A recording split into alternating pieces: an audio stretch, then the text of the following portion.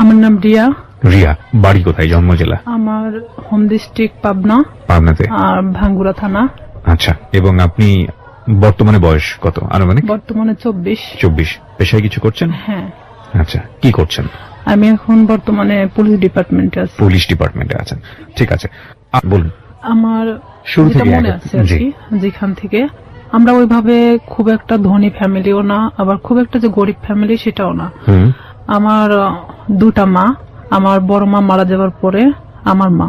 জি। তো সেখানে আমার ওই ঘরের 2 বোন আছে। জি। আমরা 1 ভাই 3 বোন, এই যে আমরা সর্বমোট 6 জন। আমার যে মা মারা গেছে সে অনেক ছোট রেখে, বাচ্চাদের রেখে মারা যায়। তো সেখানে আমার মাই তাদেরকে লালন পালন করে। আমরা কখনো বুঝতে পারি না যে তারা আমার সৎ বোন। এভাবে এখনো আমাদের এই ফ্যামিলিটা এভাবেই আছে। আমার বাবা কি করতেন? আমার বাবা কৃষক। আমরা যখন ছোট ছিলাম তখন আমার বাবা রিক্সাও চালাতো। তো সেখানে আমরা সার্ভিস লাইফে 3 জন আছি, আমি, আমার ছোট বোন আর আমার ভাই। 3 জনই আমরা পুলিশ ডিপার্টমেন্টে আছি। আমি বলি গর্বের বিষয় যে আমার বাবা একজন কৃষক কিংবা রিক্সা চালক হিসাবে আমাদেরকে যেখানে নিয়ে আসছে, এটা অনেক বড় বিষয়। নিশ্চয়ই। আমার বাবা অন্যের জমি চাষ করত, অন্যের জমি লিজ নিত, বর্গা নিত, নিয়ে চাষ করে আমাদের জীবনটা এভাবেই চলতো। কিন্তু কখনো আমরা যে 5 বোন 1 ভাই, আমার বাবা কখনো অন্যের কাছে হাত পাততে দেয়নি। আমরা যতটুকুন পাইতাম, কখনো আমরা বুঝি নাই অভাবটা, কারণ আমাদের বুঝতে দিত না। ঈদের সময় আসলে আমাদেরকে সবাইকে যেভাবেই হোক না কেন ড্রেস দিত। দেখা যেত আমার যে বড় বোন ছিল তাকে ড্রেস দিতেই হবে। তো আমি না এরকম আগে থেকেই ভাবতাম, আমার বাবা তো আসলে একজন কৃষক, সে আমাকে ঈদে দিলে পরের ঈদে হয়তো অন্যজনকে দিবে। কিন্তু আমার বড় বোনের মধ্যে এটা ছিল না। কিন্তু ও মানুষ হিসেবে খুব ভালো একটা মানুষ। কিন্তু সেখানে আমার ভাই তো বড় ছিল, আমাদের 3 বোনের বড় ছিল।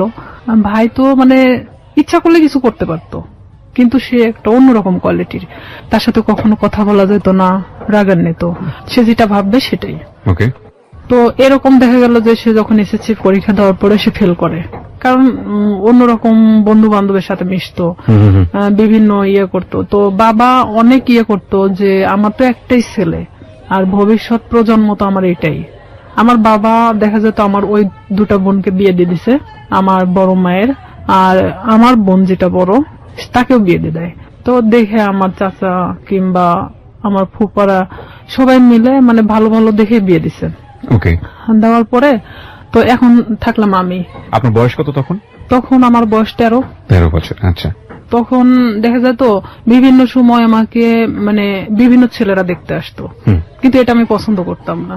আমার চিন্তা ভাবনা ছিল পড়াশোনা করব, আমি নিজের পায়ে নাও দাঁড়ালে আমি একটা ম্যাচিউরড হওয়ার পরে বিয়ে করব, এরকম আমার চিন্তা ভাবনা ছিল। তো সেখানে দেখা যাচ্ছে যে আমার চাচা চাচিরা যারা আছে আমাদেরকে নিয়ে অনেক রকম কথা বলতো, কারণ তাদের 2 ছেলে 2 মেয়ে, 2 ছেলেই শিক্ষিত, 2টা মেয়ে শিক্ষিত।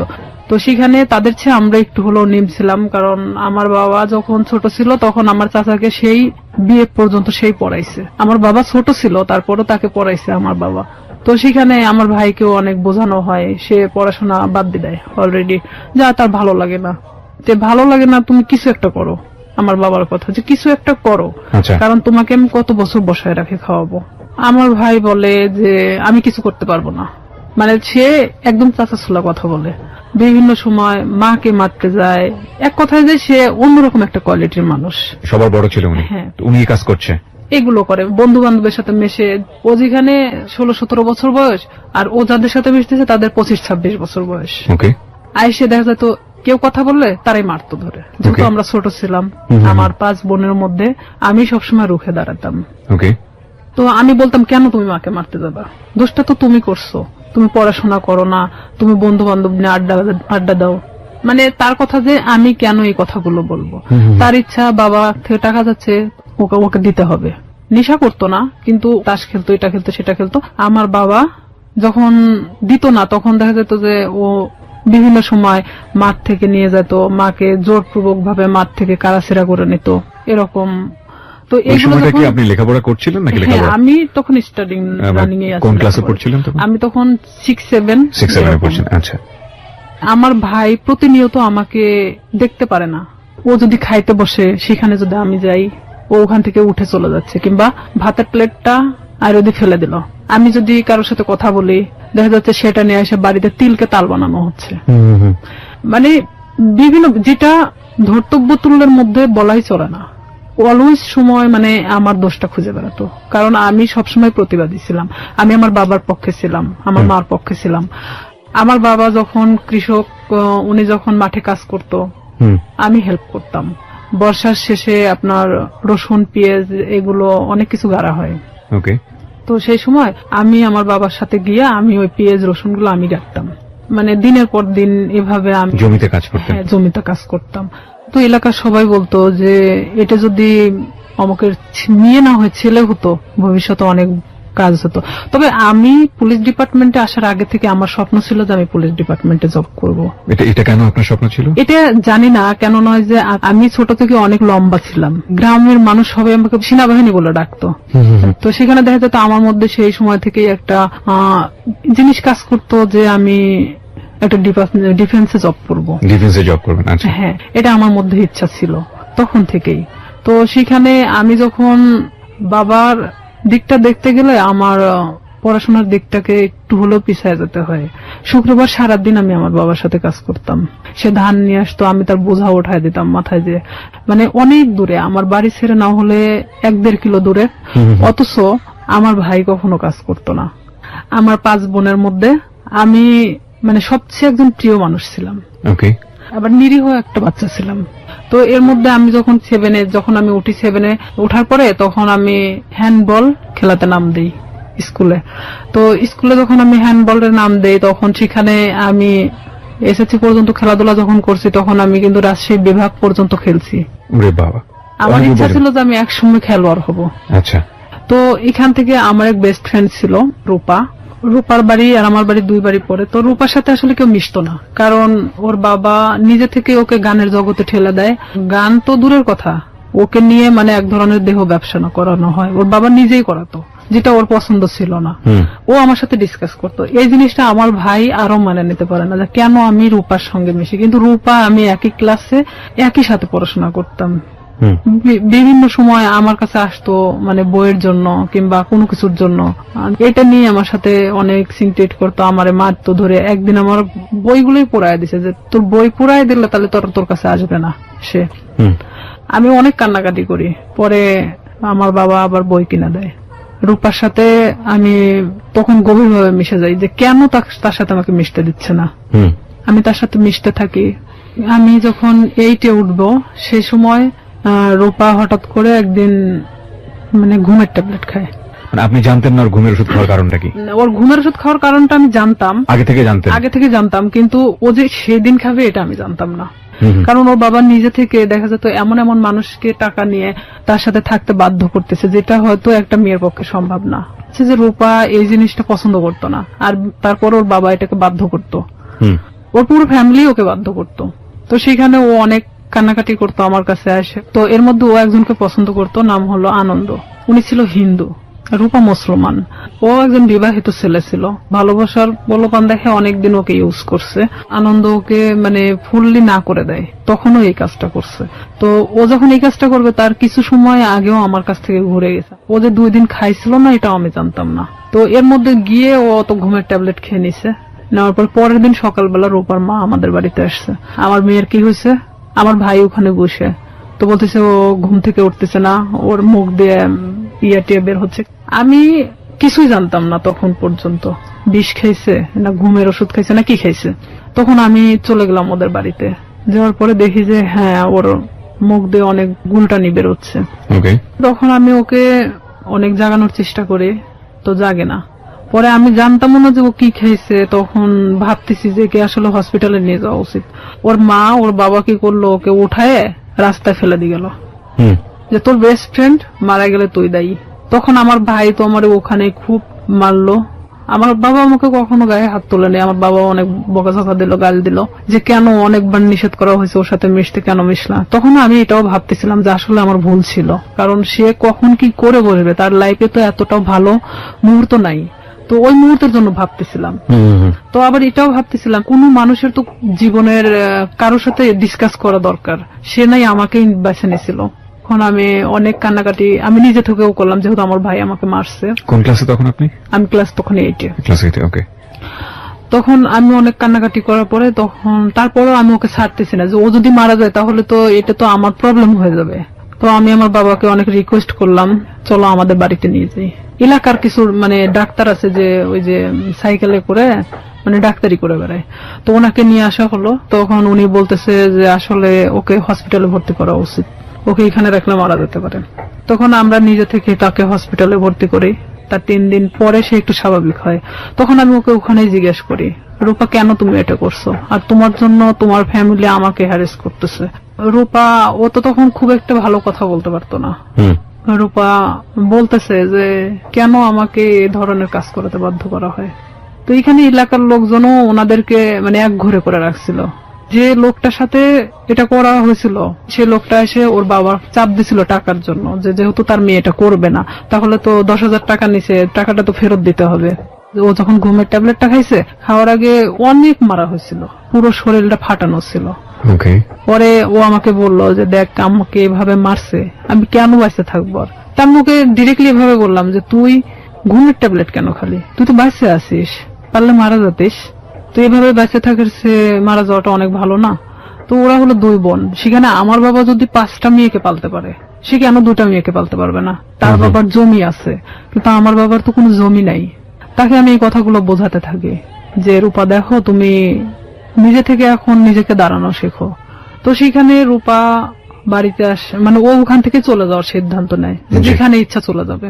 তখন আমি বলি না, এটা অসম্ভব। আমার মাও বলে যে আমার মেয়েকে যেখানে জড়ানো হয়েছে সেখানে তো তুমি এখান থেকে চলে গেলে তখন তারা আরো পেয়ে বসবে। তুমি তোমার বাড়িতে যাও, বাড়িতে যাওয়ার পরে সবার সামনে বলো যে আমি এই ফ্যামিলিতে থাকতে চাই না, তারপরে তুমি যেখানে ইচ্ছা চলে যাও। পরে তাকে আমরা বাড়িতে নিয়ে আসি। নিয়ে আসার পরে আমার বড় চাচা, তারপরে এলাকার কিছু লোকজন, চেয়ারম্যান নিয়ে তার বাড়িতে যাওয়া হয়। যাওয়ার পরে রূপা এক কথায় বলে যে আমি এগুলো করতে পারবো না, যার কারণে আমি সুসাইড করতে চাইছি। তো এখানে তো আসলে রিয়ার সাথে কোনো ইয়ে ছিল না, ও আমার সম্পর্কে জানতো এটাই। তখন ওর ফ্যামিলির সামনে, সবার সামনে যখন এই কথাটা বলার পরে তখন ওর ফ্যামিলি বলতেছে যে না, ওকে ফুসলাইছে, ও ঠিক আছে আমাকে দোষ দিচ্ছে। ও সবার সামনে বললো না, ওর কোনো দোষ নাই, আমি আজকে থেকে এখান থেকে চলে যাবো, আমার যেখানে ইচ্ছা চলে যাবো, আমি এই ফ্যামিলিতে থাকতে চাই না। তখন ও নিজের ইচ্ছায় ওর বাসা থেকে ওর কাপড় চোপড় যা ছিল নিয়ে বের হয়ে চলে যায়। তো সেখান থেকে আমি এক কথায় যে নিঃসঙ্গ হয়ে পড়ি, একা। তখন দেখা যাচ্ছে যে আমার ভাইয়ের সাথে একটা ছেলে পড়তো, ছেলেটার নাম হলো শামীম।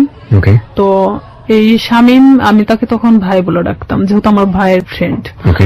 তো আমাদের বাড়িতে অনেক আগে থেকে ওঠা বসা, সেটা আমি বলতে পারবো না যে কবে থেকে। আমার মনে হয় যে জ্ঞান হওয়ার পর থেকে তাকে দেখতেছি। সে আমাদের বাড়িতে ওঠা বসা করতো, আমি ওইভাবে কখনো তাকে দেখি নাই। আমি আবার কিছু জিনিস নিয়ে ভাবতাম যে আসলে আমার কিছু করা দরকার, পড়াশোনার খরচটাও বেড়ে যাচ্ছে, আর এখানে দেখা যাচ্ছে যে আমি নিজের পায়ে এখন থেকে দাঁড়াতে চাই। তো সেখানে আমার বাসাটা আসলে প্রপার থেকে 1 কিলো ভিতরে, খুব একটা দূরে না। মাঝখানে একটা অফিস আছে, ডিশ লাইন অফিস। তো সেই ডিশ লাইন অফিসে মেয়েদেরকে নিয়োগ দেওয়া হচ্ছিল যে তারা বিল কালেক্ট করবে। তো 4,500 থেকে 5,000 টাকা বেতন হবে। আমি যদি এই কাজটা করি তাহলে দেখা যাচ্ছে যে অন্তত আমি আমার নিজেকে নিজে চালাতে পারবো, এমনকি আমি একটু হলো নিজের লাইফটাকে বুঝতে শিখবো। তো ওনারা বলতেছে যে তুমি আমাদের ফিক্সড বেতন হলো 4,500 টাকা, আমরা তোমাকে কিছু এলাকা দেব, সেই এলাকাটা নেওয়ার পরে তুমি যদি চাও যে হ্যাঁ আমি তার চেয়ে বেশি নিতে পারবো, তাহলে তোমার বেতনটা বাড়বে। আর যদি তুমি সেই এলাকার মধ্যেই থাকো যে এর চেয়ে আমি বেশি পারবো না, তাহলে তোমার 4,500 টাকার বেশি হবে না। আমাকে সব কথা খুলে বলা হয়। প্রথম মাসটা আমি 350 কার্ড নেওয়া হয়, 4টা এলাকায় 350 কার্ড ছিল, 350 ডিশ লাইন ছিল। তখন আমার তো নিজের এলাকা, প্রপার থেকে আমার বাড়ি যতটুকুন দূরে এতটুকুনের মধ্যে সবকিছু। তো এক একটা বাড়িতে দেখা যাচ্ছে 2টা-3টা করেও ডিশ লাইন থাকে। তো 350 কাঠ খুব একটা বেশি জায়গা না।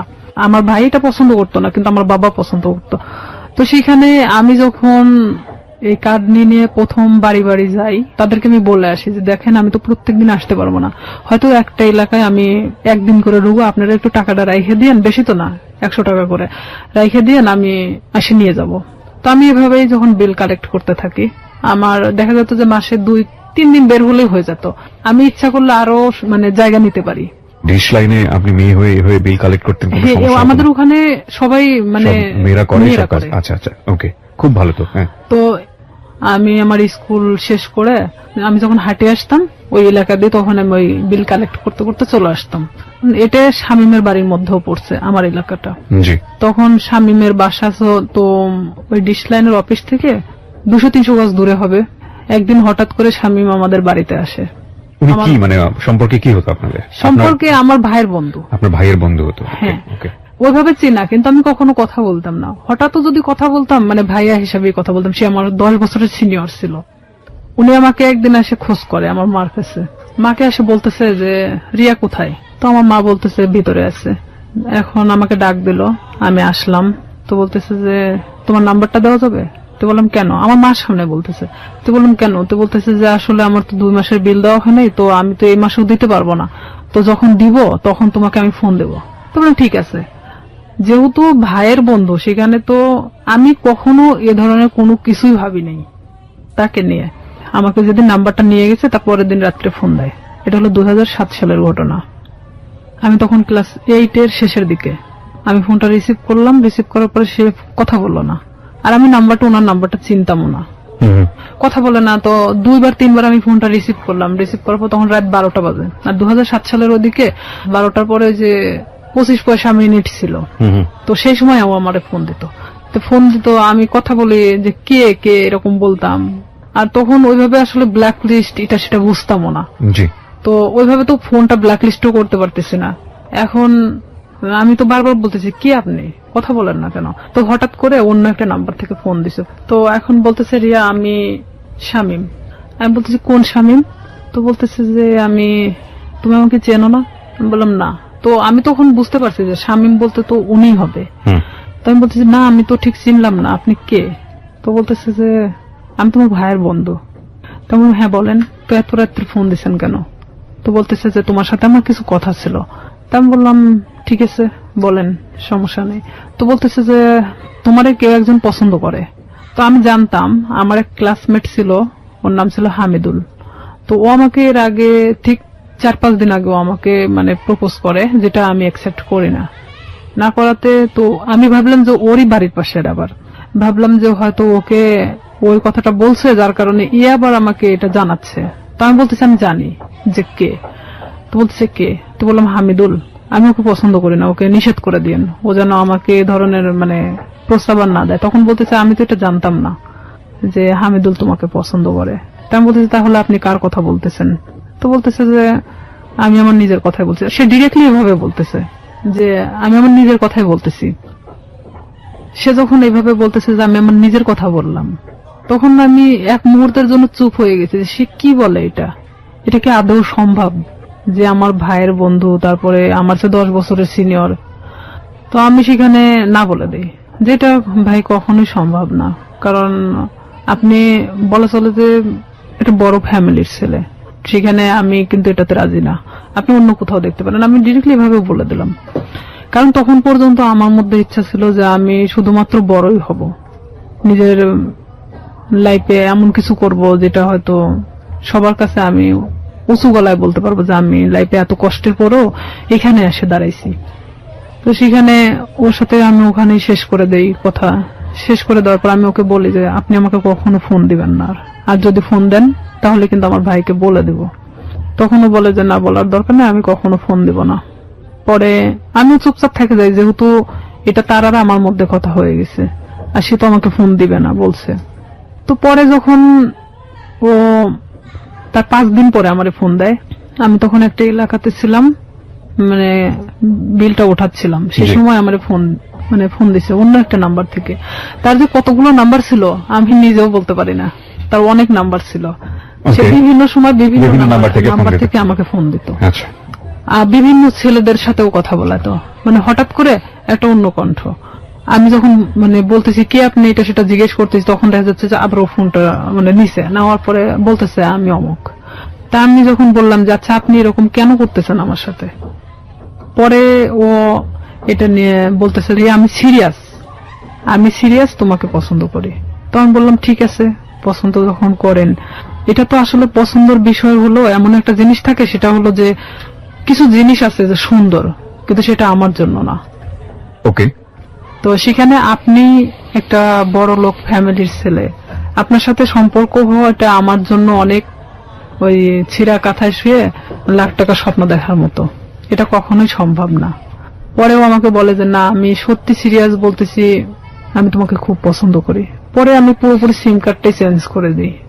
যে তার সাথে সম্পর্ক করা আমার মোটেও পসিবল ছিল না, এটা তো অসম্ভব একটা জিনিস। তখন সে আমাকে নেক্সট বার সে আমার সাথে মানে বাজারে দেখা হয় যখন, তখন আমারে বলতেছে রিয়া বিলটা নিয়ে আসিও। তো তখন আমি বলি যে এখানেই দিয়ে দেন, আমি তো এখানেই আছি, কার্ডটা আমার সঙ্গেই আছে, আপনি এখানেই দিয়ে দেন। তো বলতেছে না, আমার কাছে তো এখন টাকা নেই, বাসায় যেয়ে নিয়ে আসো। তো আমি তো জানি বাসা তো এমন একটা জিনিস যেখানে সবাই থাকে, বাবা মা ভাই বোন সবাই তো আছে। ওকে, তখন ওনার 3 মাস পেন্ডিং ছিল, যে বিলটা উনি দিচ্ছিল না, ইচ্ছাকৃত ভাবেই সে দিচ্ছিল না। পরে আমি যখন ওর বিলটা আনতে যাই, তো আমি এরকম দরজার সামনে, ওদের রুমটা হলো বেলকুনির সাথে যে দরজাটা আছে, এটা হলো ওর ঘরের রুম, মানে ঘরের যে দরজাটা এটা, আর ভিতর দিয়ে একটা দরজা আছে যেটাতে ওর মা বাবারা ওই পাশ দিয়ে বের হয় সবসময়, আর ও এই পাশ দিয়ে বের হয়। তো আমি তো এখানে গিয়ে দাঁড়াইছি। দাঁড়ানোর পরে আমি যখন নক করি, ও বের হয়ে আসে।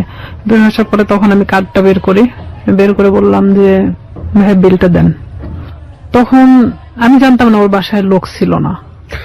বিরতি নিব প্রিয় শ্রোতা। এই পর্যায়ে আমরা ছোট্ট একটা বিরতি নিচ্ছি, মাত্র 4 মিনিটের বিরতি। আপনারা শুনছেন close up presence hello 8920 ABC radio FM 89.2 তে। আমি আরজি কিবরিয়া রয়েছে আপনার সঙ্গে, এবং রিয়া আজকে তার জীবনের গল্প এখানে বলছে। রিয়াকে দেখার জন্য বা কোনো কমিউনিকেট করার জন্য, কিছু বলার জন্য আপনারা আসতে পারেন আমার ফেসবুক পেজে। ফেসবুকের ঠিকানা www.facebook.com/kibriya.rj। আমি আবারও বলছি www.facebook.com/KEBRIA.RJ। পেজটি আছে আরজি কিবরিয়া নামে। Please like this page. ফিরে আসছি ঠিক 4 মিনিট পর। আসলে এখানে আরেকটা বিষয় যে ওর 6 বোন, 6 বোনই প্রাইমারি স্কুলের টিচার। তো দেখা যায় যে 9টার পরে ওদের বাসা থেকে ওর মা ওর বাবা ছাড়া কেউ থাকে না, এটা আমি জানতাম আগে থেকে। তো ওর এক ভাই, মানে ওকে দিয়ে 2 ভাই, ওর ছোট যে সে হলো ঢাকাতে কোনো একটা এই কম্পিউটার সফটওয়্যার ইঞ্জিনিয়ার। তো ও ওখানে বাড়িতে তো থাকে না, এখন স্বামী শুধুমাত্র একমাত্র বাড়িতে থাকে। তো আমি তো জানি অবশ্যই ওর বাবা ওর মা তো বাড়িতে আছে, কারণ ওর বোনরা তো সবাই টিচার, সবাই যে যার মতো 9টার পরে বের হয়ে চলে যায়। তো এখানে আমি তো গেছি তখন 11:30 বাজে। সেদিন আমি স্কুলে যাইনি, না যাওয়া তো ওখানে গেছি। যাওয়ার পরে এখন আমি ওর যখন ঘরে নক করি, দরজায় নক করার পর ও বের হয়ে আসে, মানে দরজার ওই ভিতর পারে আর আমি বাহির পারে দাঁড়িয়ে। তো আমি কার্ডটা তো হাতে আমার আছেই বের করানো, আমি তখন কার্ডটা ওনাকে দেখে বলি যে আপনি তো 3 মাস পেন্ডিং আছে, তো আপনি বিলটা যদি দিতেন ভালো হতো, আর না হলে ডিসলাইন মানে ডিসকানেক্ট করা হবে। তো এখন ও বলতেছে ঠিক আছে আমি টাকাটা নিয়ে আসতেছি। ভিতরে গেল, ভিতরে যাওয়ার পরে বের হয়ে আসলো। বের হয়ে আসার পরে আমাকে বলছে দাও কার্ডটা দাও, মানে ওখানে সিগনেচার করা হয়। তো কার্ডটা নিয়েও ভিতরে চলে গেল। তো সিগনেচার তো ওখানে দাঁড়াই করতে পারতো, তারপরও ভিতরে চলে গেল। আমি কিছু বললাম না, আমি চুপচাপ ওখানে দাঁড়িয়েছি। যেহেতু আমাকে এর আগে প্রপোজ করছে, সেখানে ওর সাথে আমার ওইভাবে কথা বলার কোনো রুচিও জাগতেছে না, কিন্তু আমি একটা কাজের ক্ষেত্রে দেখা যাচ্ছে এটা আমি বাধ্য। তো সেখানে আমিও চুপচাপ দাঁড়িয়ে আছি। ও ভিতর থেকে আসলো, ভিতর থেকে কার্ডটা রেখে আসছে। তাই আমি বলতেছি ভাইয়া কার্ডটা তো রেখে আসলেন, কার্ডটা নিয়ে আসেন। তো বলতেছে যে এসে নিয়ে যাও। এসে নিয়ে যাও। তাই বললাম এটা কি ধরনের কথা, আমার কার্ডটার প্রয়োজন নেই, আমি চলে গেলাম। তো এই বলার পরে ওই আমার থাপ্পড় দিয়ে মানে হাতটা চেপে ধরে। তো ওর বাসাটা এমন কোয়ালিটির একটা জায়গায়, যদিও প্রপারের মধ্যে, মানে পাশে একটু ফাঁকা জায়গা আছে, ওর আশেপাশে মানে কোনো বাড়ি নেই। তো এখানে ওদের বিল্ডিং করা বাড়ি, ছাদ ঢালাই, আর ঠিক এরকম একটা কোয়ালিটির যে রুমটা খুব একটা বড় না খুব ছোট না। সেখানে দেখা যাচ্ছে যে থাইটে লাগানো।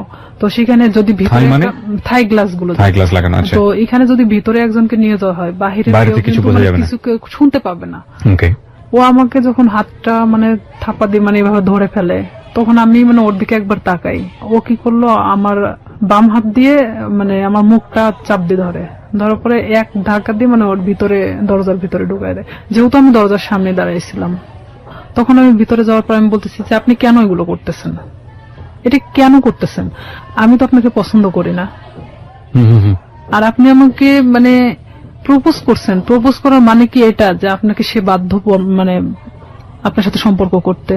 তো ও বলতেছে যে কিভাবে মানে ভালো লাগাতে হয় সেটা আমার খুব ভালো জানা আছে, আমি জীবনে যা চাইছি তাই পাইছি। তাই আমি বললাম, দেখেন আপনি অনেক ধনী একটা ফ্যামিলির মানুষ, আপনি জীবনে যা চাইছেন না কেন সেটাই পাইছেন, আমি মানি সেটা।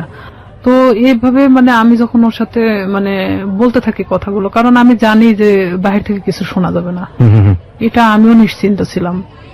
এক পর্যায়ে সে আমার সাথে অনেক মানে ধস্তাধস্তি করতে থাকার পরে এক পর্যায়ে সে আমার সাথে মানে খারাপ কিছু করেও ফেলে। তখন আমি একদম দিশেহারার মতো হয়ে যাই যে আসলে এটা কি হয়ে যাচ্ছে আমার সাথে, এটাকে আমার সাথে আসলে হওয়াটা উচিত ছিল। আমি তাকে তো বারবার মানে বোঝানোরও চেষ্টা করতেছি, তারপরেও তার একটাই কথা যে আমি তোকে যেভাবে হোক আমি চাই, এটাই তার সাথে। বয়সে 10 বছর বড় ছিল? হ্যাঁ, আমার চেয়ে 10 বছরের বড় ছিল। আর আমি তখন বললাম তো প্রথমে অনেক আগেই বলে আসছি, আমি অনেক ভীতু কোয়ালিটির একটা মানুষ ছিলাম, আমি খুব একটা মানুষের সাথে কথা বলতে পারতাম না। আমি যে ডিসলাইনের কাজটা করতাম, এখানেও দেখা যেত আমি অনেকের সাথে কথা বলতাম না, যাইতাম আমি কার্ডটা বের করে দিতাম, তারা টাকাটা দিত, আমি নিয়ে চলে আসতাম, এরকমই। কারণ তারা টাকাটা দিতে বাধ্য। সে যখন জোরপূর্বক ভাবে আমাকে রেপ করা হয় এক কথায়, তো কমপ্লিটলি রেপ। হ্যাঁ, তো সেখানে আমি একদম দিশেহারার মতো চুপচাপ, এক পর্যায়ে যে আমি নিস্তেজ, এতক্ষণ যে আমি ধস্তাধস্তিটা করতেছিলাম তখন সেই মুহূর্তের জন্য আমি নিস্তেজ হয়ে গেছি। মানে আমি এক কথা বলা চলে আমার শরীরে কোনো শক্তি নেই, যে আমি যে কি কথা বলবো এখন, আমার ভাষা জ্ঞান মানে সবকিছু শেষ সেখানেই। তো ওখান থেকে আমি কোন রকম বের হয়ে চলে আসি। বের হয়ে চলে আসার পরে আমি আমার ব্যাগটা আনতে ভুলে যাই, কারণ আমি যে কিভাবে চলে আসছি সেটা নিজেও জানেন না। আমার মনে হয় যে আমি নিজেও আসলে বলতে পারবো না যে আমি কিভাবে ওখান থেকে আসছিলাম, তবে আমার এটাই মনে হয় যে আমি কোনো না কোনো ভাবে বের হয়ে চলে আসছিলাম। তো সেই মুহূর্তে ও আমাকে আটকে রাখার চেষ্টাও করে নাই, আর আমি বের হয়ে চলে আসছি। ও শুধু দরজাটা খুলে দিয়েছে, আমি বের হয়ে আসছি, এটুকুনি। কিন্তু ওখানে যে আমার ব্যাগটা রয়ে গেছে, আমার কার্ডগুলো রয়ে গেছে, মানে এরকম কোনো জ্ঞান আমার মধ্যে ছিল না, কারণ এরকম শট আমি কখনো খাইনি যেটা ওই মুহূর্তের জন্য পাইছি। তখন আমি বাড়িতে চলে আসি ডিরেক্টলি। বাড়িতে আসার পরে আমার মা জিজ্ঞেস করে তোর ব্যাগ কোথায়। তো এখানে আরো একটা কথা, আমি আরেকজনের সাথে মিশতাম, সে আমার সম্পর্কে ভাগ্নি হয়, সাথী নাম। সে অবশ্য 2013 সালে সুসাইড করছে, মারা গেছে সে। সাথীদের বাড়িতে আমি উঠা বসা করতাম মাঝে মধ্যেই।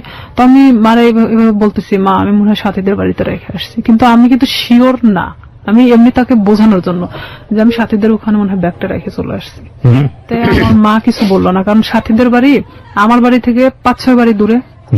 তো সেখানে মা আমাকে আর কোনো কথা বললো না, আমি আমার রুমে চলে যাই। আমি একা এক ঘরে থাকতাম। আচ্ছা।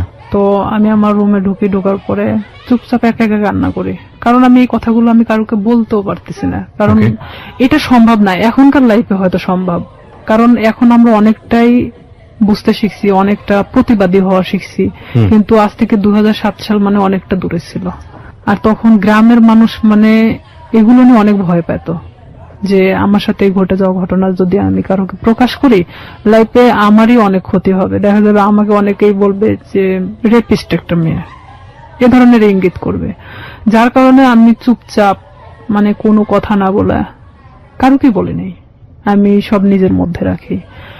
এভাবে যখন আমি নিজের মধ্যে রাখি, স্বামী আমাকে বারবার ফোন দেয়, আমি ফোনটা রিসিভ করি না। রিসিভ না করাতে ও আমাকে প্রায় আমাদের এলাকায় এসে দাঁড়ায় থাকতো। আপনি এই যে এত বড় একটা ঘটনা ঘটে গেল, এরপরে আপনি কোথাও বিষয়টা শেয়ার করেননি কারোর সঙ্গে? আমি শেয়ার করি নাই, কারণ আমি তো আসলে ভাবতেছিলাম যে আমি এই কথাটা কিভাবে বলবো, যাকেই বলবো না কেন এটা তো বার্গেনিং হয়ে যাবে আর পুরো এলাকা ছাড়া যাবে। তখন আমি কিভাবে মানুষের সামনে মুখ দেখাবো? আমার তো সুসাইড ছাড়া তো উপায় ছিল না তখন, কারণ এটা মানে একটা গ্রাম্য মেয়ের কাছে যে কতটা লজ্জাজনক। কিন্তু আমি তো একটা গ্রামে বড় হয়েছি, সেখানে আমার কাছে অনেকটাই কষ্টের জনক ছিল, কারণ সেখানে দেখা যাচ্ছে যে আপনি কিছু নাও করলে আপনার কোনো একটা ব্যাড সাইড নিয়ে তারা সবসময় গবেষণা করে। আর এটা তো অনেক একটা বড় বিষয় ছিল। তখন আমি আমার ফ্যামিলির তো কারোকে জানাই নেই, বাট এখানে আমি যে সাথীর সাথেও মিশতাম, মানে এই রূপা চলে যাওয়ার পরে আমি সাথীরও কখনো বলি নাই যে আমার সাথে এরকম কিছু একটা হয়েছে। পরে এটা যখন ঠিক 1.5 মাস পর আমি কেন জানি বুঝতে পারি যে আমার মধ্যে কোনো একটা পরিবর্তন হচ্ছে। পরিবর্তনটা এরকম, হয়তো আমার কোনো কিছু ভালো লাগে না, খাইতে মন চায় না, উঠতে মন চায় না, বসতে মন চায় না, মানে আমি একটা অন্যরকম জিনিস ফিল করতেছি নিজের শরীরের ভেতরে। হ্যাঁ, Right. যেটা এক কথায় যে আমি ঘুমাইলে উঠতে পারি না, মানে খালি ঘুমাতেই মন চায়। তারপরে আমার মা জিজ্ঞেস করতো যে তুই এরকম তো ছিলি না, খাওয়া দাওয়া বন্ধ, মানে কেমন একটা অন্যরকম। তাই আমি বলতাম যে আমি তো অনেক হাঁটাহাঁটি করি, যার কারণে আমার না ঘুমালে আর উঠতে মন চায় না, আমি বুঝতে দেয় না। পরে এইভাবে যখন আমার মা তো ওইভাবে আসলে কখনো ফোর্স করে না, কারণ তারা জানতো যে এরকম কোনো কিছু কখনো হবে না। তখন আমার বড় বোন আমারে অনেকবার জিজ্ঞেস করে যে কি হয়েছে তোর, তুই একা একা থাকিস, কথা বলিস না কারোর সাথে, তো সমস্যাটা কি? বলে না কিছু সমস্যা নাই, এদিকে পড়াশোনা তো সামনে, তো এসেছি পরীক্ষা, আবার এদিকে তো আমি যে কাজটা ধরছি আমার মনে হয় না যে আমি কাজটা করতে পারবো। কারণ আমি তখন একটা জিনিস ভাবতেছিলাম যে আমি আজ বড় হতে গিয়ে অনেক ছোট হয়ে গেছি, এটাই ভাবতেছিলাম। এরপরও আপনাকে ফোন দিয়ে বারবার ডিস্টার্ব করতো, হ্যাঁ। তাই তো? হ্যাঁ, সে বারবার আমাকে ফোন দিত, ফোন দিয়ে বলতো যে তুই কেন ফোনটা রিসিভ করিস না, এতবার ফোন দেওয়ার পর কেন রিসিভ করিস না, তুই তো গাড়ি করেই বলতো। আমি বলতাম দেখেন আপনি আমাকে কেন এরকম করতেছেন, এটা করার মানেটা কি? যা হবার তা তো হয়ে গেছে। আপনি তো একটা মেয়েকে ভোগ করার দরকার ছিল, করছেন। আমি এভাবেই বলি তাকে, তাহলে আর কি দরকার? তো সে আমাকে বলে যে না, কিন্তু আপনাকে আমার এই প্রশ্নটা আবারও করতে হবে। এত বড় একটা ঘটনা ঘটে যাবার পরে আপনি বাসায় শেয়ার করলেন না কেন, কাউকে জানালেন না কেন? শেয়ার করে নেই, আসলে এটা আমি অনেকটা ভেবেছিলাম, যেহেতু আমার ভাই পূর্বে থেকে আমার সাথে ভালো সম্পর্ক না, এখানে যদি আমি শেয়ার করে দেখা যাচ্ছে যে অনেকটা আমার দিকেই গড়াবে। আচ্ছা, এটাও একটা বিষয় ছিল। আর একটা কথা যে সমাজ, যেটা মানুষ হয়তো আমাকে খারাপ ইন্ডিকেট করবে যে মেয়েটা এরকম হয়েছে, হয়তো আমার প্রফেশনাল লাইফে আমি যেটা হতে চাচ্ছি দিস ইজ 100% সেখানে আমি আমার লাইফ নিয়ে সবসময় বেশি ভাবতাম। আমাদের সোসাইটিটাই ফরচুনেটলি আর আনফরচুনেটলি এরকমই। আমরা কোনো ঘটনা ঘটে গেলে সেটা নিয়ে যতটা আওয়াজ তৈরি করি, কেউ কখনো ভেতরে যাওয়ার চেষ্টা করি না। হ্যাঁ, এবং সেটার রিফ্লেকশন ইদানিং ফেসবুকে এত বেশি দেখা যায় যে সামটাইমস উই ফিল অ্যাশেমড, লজ্জিত হই। আমাদের আসলে প্রত্যেকটা জিনিসই একটা জিনিস কি, আমরা যে কথাটা বলি, আমরা যে কাজটা করি বা যাই করি না কেন, সেটা কিন্তু শুধুমাত্র আমি না, আমার ফ্যামিলি, আমার বেড়ে ওঠা, আমার সবকিছুকে ফোকাস করে। আর কোন একটা মানুষের কোন পার্টিকুলার বিষয় ধরে সে বিষয়টা নিয়ে নাড়াচাড়া করা, কাউকে খুব সোজাভাবে মন্তব্য করে দেয়া, বিশেষ করে এই যে রেপের মতো ঘটনাটা, যেটা হলে আমাদের সমাজে সবসময় মেয়েদের দিকে আঙ্গুল তোলা হয়, ভিকটিমের দিকে আঙ্গুল তোলা হয়। এবং দেখবেন যে পত্রপত্রিকায় যখন সংবাদ আসে, আমরা আমাদের সামাজিকতার কথা ভেবে ওই মেয়েটাকে আমরা সামনে আনি না, ফোকাস করি না, তার ছবি প্রকাশ করি না। কেন করি না এই কারণে সামাজিকতায় সমস্যা হবে। তার মানে আমাদের সামাজিকতা কতটা দুর্বল। একজন মানুষ, আমি সম্ভবত ইন্ডিয়াতে এরকম একটা কেস আমি দেখেছিলাম যে সে রেপড হয়েছিল এবং সে ভিকটিম বলতেছিল যে আমি কোথাও ফেস লুকাবো না, আমি টেলিভিশনে গিয়ে সাক্ষাৎকার দেবো, আমি বলবো আমার সঙ্গে এটা হয়েছে ওটা হয়েছে। আমি কেন ফেস লুকাবো, আমি তো কোনো অপরাধ করিনি। আমি বলছি না যে ইন্ডিয়ার সমাজ আমাদের চাইতে অনেক বেশি অ্যাডভান্স, বাট তার চিন্তা ভাবনাটা অনেক বেশি অ্যাডভান্স ছিল। কিন্তু বড় কথা হচ্ছে সে এতটা সাহসী পদক্ষেপ নিয়েছে, ঠিক আছে, কিন্তু এই সাহসী পদক্ষেপ কি সমাজ ভালোভাবে দেখেছে এবং দেখে না বলেই আমরা যে মেয়েটি রেপ হয় তাকে আমরা ফোকাস করি না এবং করতে পারি না। সো যেটা বলছিলেন আপনি, তারপরে যখন আপনি যে জায়গাটায় ছিলেন যে আপনি ফ্যামিলির কাউকে বিষয়টা শেয়ার করেনি এবং আপনি শরীরের মধ্যে একটা চেঞ্জ পাচ্ছিলেন, ঘুমাচ্ছেন তো ঘুমাচ্ছিলাম। আবার একটা কথা যে আমি আমার প্রফেশনাল লাইফটাকে নিয়ে বেশি ভাবতেছিলাম। এটা আমার ছোট থেকে স্বপ্ন ছিল পুলিশ হওয়ার। আর আমি এটা জানতাম যে কোনো মেয়ে যদি বিবাহিত কিংবা এরকম কোনো তার ঘটনা থেকে থাকে তাহলে সে কখনো পুলিশ ডিপার্টমেন্টে ঢুকতে পারবে না। বিশেষ করে আমি তো কখনো আসলে শামীমকে পছন্দ করতাম না, সে আমার সাথে যেটাই করুক না কেন। আমি ভাবছিলাম যে সাবজেক্টটা ওখানেই ক্লোজ, আমি নিজে থেকে ওখানে শেষ করে দিছি। কারণ আমার সুসাইড করার কোনো ইচ্ছা ছিল না। আমি কারোর কাছে রেপ হয়েছি তার মানে এই নয় যে আমি হারে গেছি, এটা আমার মধ্যে ছিল না যে আমি সুসাইড করব। আমি কখনো হারতে শিখি নাই, যেখানে গেছি না কেন আমি যদি কষ্ট করে হলো সেটাকে আমি অর্জন করছি। তো সেখানে দেখা যাচ্ছে আমি আমার চেঞ্জের বিষয়টা, যে আমি নিজের মধ্যে মানে কোনো কিছু ফিল করতেছি যে আমি খাওয়া দাওয়া এটা সেটা আমার খুব প্রবলেম হচ্ছে, তখন আমি নিজে নিজেই মানে এটা নিয়ে ভাবতে থাকি। তখন কেন জানি মনে হয় যে আচ্ছা শামীম তোমার সাথে এটা করছে, আর আমি আসলে প্রেগনেন্ট বিষয়টা বুঝতাম না তখনও, যে কিভাবে এটা মানে প্রেগনেন্ট হয়। জি। তখন আমি আমার পাশের বাড়ির এক ভাবিরে জিজ্ঞেস করি, আচ্ছা মানে কথায় কথায়, তার সাথে আমি অনেক ফ্রি ছিলাম, জিজ্ঞেস করি যে ভাবি আমি তো অনেক কিছুতেই আসলে জানার চেষ্টা করি, তো আসলে একটা মেয়ে প্রেগনেন্ট হয় কিভাবে? তো বলতেছে বিয়ে কর তারপর বুঝবি। আমাদের সে হাসতে হাসতে এই কথা বললো। তো বললাম যে আপনি তো ভাবি, তো আপনি না বললে আমরা শিখবো কোত্থেকে? আমি আবার তাকে হাসতে হাসতে এই কথাটা বলি। তো বলতেছে যে এরকম মানে মেয়েদের তো প্রত্যেক মাসে যে ইয়াটা হয়, এটা যদি দেখা যাচ্ছে যে কারোর সাথে মানে তার হাজবেন্ডের সাথে মেলামেশা করার পরে যদি না হয় তাহলে সে প্রেগনেন্ট। তখন আমি যখন ওখান থেকে এই কথাটা শুনছি, আপনি বিশ্বাস করবেন না, আমি মনে হয় এক মুহূর্তের জন্য এই পৃথিবী ছেড়ে চলে গেছি। যা আমিও তো ঠিক 1.5 মাস হলো এরকম অবস্থাতে আসছি, আমারও তো এটা হয়নি, তার মানে কি আমি প্রেগনেন্ট? এটা আমি এখন কিভাবে এটাকে লুকাবো? কারণ এতক্ষণ পর্যন্ত যা ঘটে গেছিল সেটা লুকানো সম্ভব ছিল, বাট এটা এখন আমি কিভাবে লুকাবো? এটা কি আদৌ সম্ভব? আর তখন এক মুহূর্তের জন্য মনে হচ্ছিল যে আমার চেহারার মধ্যে একটা অন্যরকম ছাপ নামে আসে। তখন আমার ওই ভাবি বলতেছে তোর কি হয়েছে? আমি বললাম না আসলে শরীরটা কয়েকদিন ধরে ভালো লাগতেছে না, অটোমেটিক কেন জানি মনে হচ্ছে প্রেশারটা নামে গেছে। তো আমি তো ওখানে বসে পড়ি, প্রায় আমি আধা ঘন্টার মতো বসে মানে নিজে নিজে ভাবতে থাকি। আর আমার শরীরটা এত ঘামতেছিল, মানে এক কথায় যে আমি মৃত মানুষের মতো বসে আছি। তো তখন ভাবি যে এটাকে আমি কিভাবে সমাধান করব, আমি কিভাবে আমার ফ্যামিলিকে বলবো এখন, যেটা 1.5 মাস আগে ঘটে যাওয়া ঘটনা। আর এর মধ্যে কন্টিনিউ ও আমার সাথে এরকম যোগাযোগ রাখার চেষ্টা করে, কিন্তু আমি রাখি না। তখন ইচ্ছাকৃতভাবে আমি ওকে ফোন দেই ব্যাপারটা আসলে জানানোর জন্য যে এটার কি কোনো সমাধান আছে কিনা, যদি হয় নিজে থেকে সমাধান করার মতো। কারণ আমি চাই না যে আমি আমার লাইফে কখনো থেমে থাকি কারোর জন্য। তখন ওকে আমি যখন ফোন দিয়ে বলি যে শামীম আমি তো এরকম, আর এটা বিষয় তো আমি জানতামও না, তুমি তো আমার সাথে 10 বছরের সিনিয়র, তুমি যে আমার সাথে এটা করছো, যেটাই করো না কেন তুমি আমাকে বলতে পারতা যে এরকম হওয়ার সম্ভাবনা আছে, তুমি সেটাও আমাকে বলো নাই। তো এখন বলতেছে যে এখন তুই কি করবি সেটা তুই জানিস, সেটা আমি জানি না। তখন থেকে totally or SIM card of, মানে যখন আমি ব্যাপারটা ওকে জানাই তখন থেকে ওর সিম কার্ডটা টোটালি অফ করে দেয়। আমরা আরেকটা বিরতি নিচ্ছি রিয়া, তারপর সিমটা বন্ধ। হ্যাঁ, সিমটা তখন বন্ধ ছিল। আমি অনেক চেষ্টা করি, আমি সারা রাত চেষ্টা করি, কারণ সেই ছিল একমাত্র আমার লাইফের ঘটনা জানে, যেটা তার সাথে ঘটে যাওয়া। কোন ক্রমে যদি আমাকে এটা থেকে মানে রেহাই দিত তাহলে হয়তো আমি আমার সামনের লাইফটা হয়তো ভালোভাবে কাটাতে পারতাম। কারণ আমি গ্রাম্য মেয়ে হিসেবে আমি এটা কখনোই মানে ফ্ল্যাশ করতে পারতেছিলাম না, এটা আমার কখনো সাহসে কুলায় উঠতেছিল না। ওকে, যখন ওকে আমি বারবার ফোন দিতে থাকি, ওর ফোনটা সুইচ অফ তো সুইচ অফে, কোন প্রকার ওকে আমি যোগাযোগ করতে পারতেছি না। তখন আমি ভাবলাম যে কোনো ভাবে এটা আমাকে পদক্ষেপ নিতে হবে।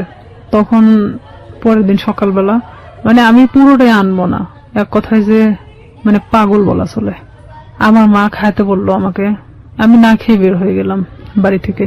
হসপিটালের সামনে বসে আছি, কিছু ডিসপেন্সারি আছে সামনে বসে আছি, ওখানে বসে বসে ভাবতেছি যে আসলে কি করা যায়। ভাবলাম যে আচ্ছা এটা আমি টেস্ট করাই নেই আগে, যে আসলে কি আমি প্রেগনেন্ট কিনা, অযথা এটা নিয়ে আমি কেন ভাবতেছি, নিজে পরীক্ষা করে দেখি। তো এখানে যে প্রেগন্যান্সি টেস্ট করানোর জন্য আপনার যে টেস্ট টিউব যে কাঠিগুলো পাওয়া যায়, ভাবতেছি যে আমি দোকানে কিনতে গেলে তারা ইভেন কি ভাববে আমি একটা অবিবাহিত মেয়ে, তো সেখানে আমি কেনই বা ওটা চাইতে যাব। আর যেহেতু আমার এলাকার লোক সবাই, তো সেখানে আমি গিয়ে বলতেছি দোকানদারকে, এমন ভাবে বলতেছি যে ওটা আসলে আমার না। তখন আমি বলতেছি আঙ্কেল একটা ওই টেস্ট টিউব ওই কাঠিগুলো দেন তো। তো বলতেছে কার জন্য? তো বললাম আমার এক চাচির জন্য। বলতে একটু তাড়াতাড়ি দেন। মানে এমন আমি উৎসাহী দেখাচ্ছিলাম যে আমি আসলে এটার প্রতি কোনো চিন্তা করতেছি না, জাস্ট আমাকে কেউ কিনতে দিছে এরকম ভাব। তো আমি ওটা নিয়ে বাড়ি চলে আসি। বাড়িতে আসার পরে আমি বাথরুমে গিয়ে আমি টেস্ট করাই। টেস্ট করানোর পরে দেখি যে হ্যাঁ আমি প্রেগনেন্ট। আমি মানে নিশ্চিন্ত সেখানে, পরে মানে আমি আর উঠে দাঁড়াতে পারতেছি না।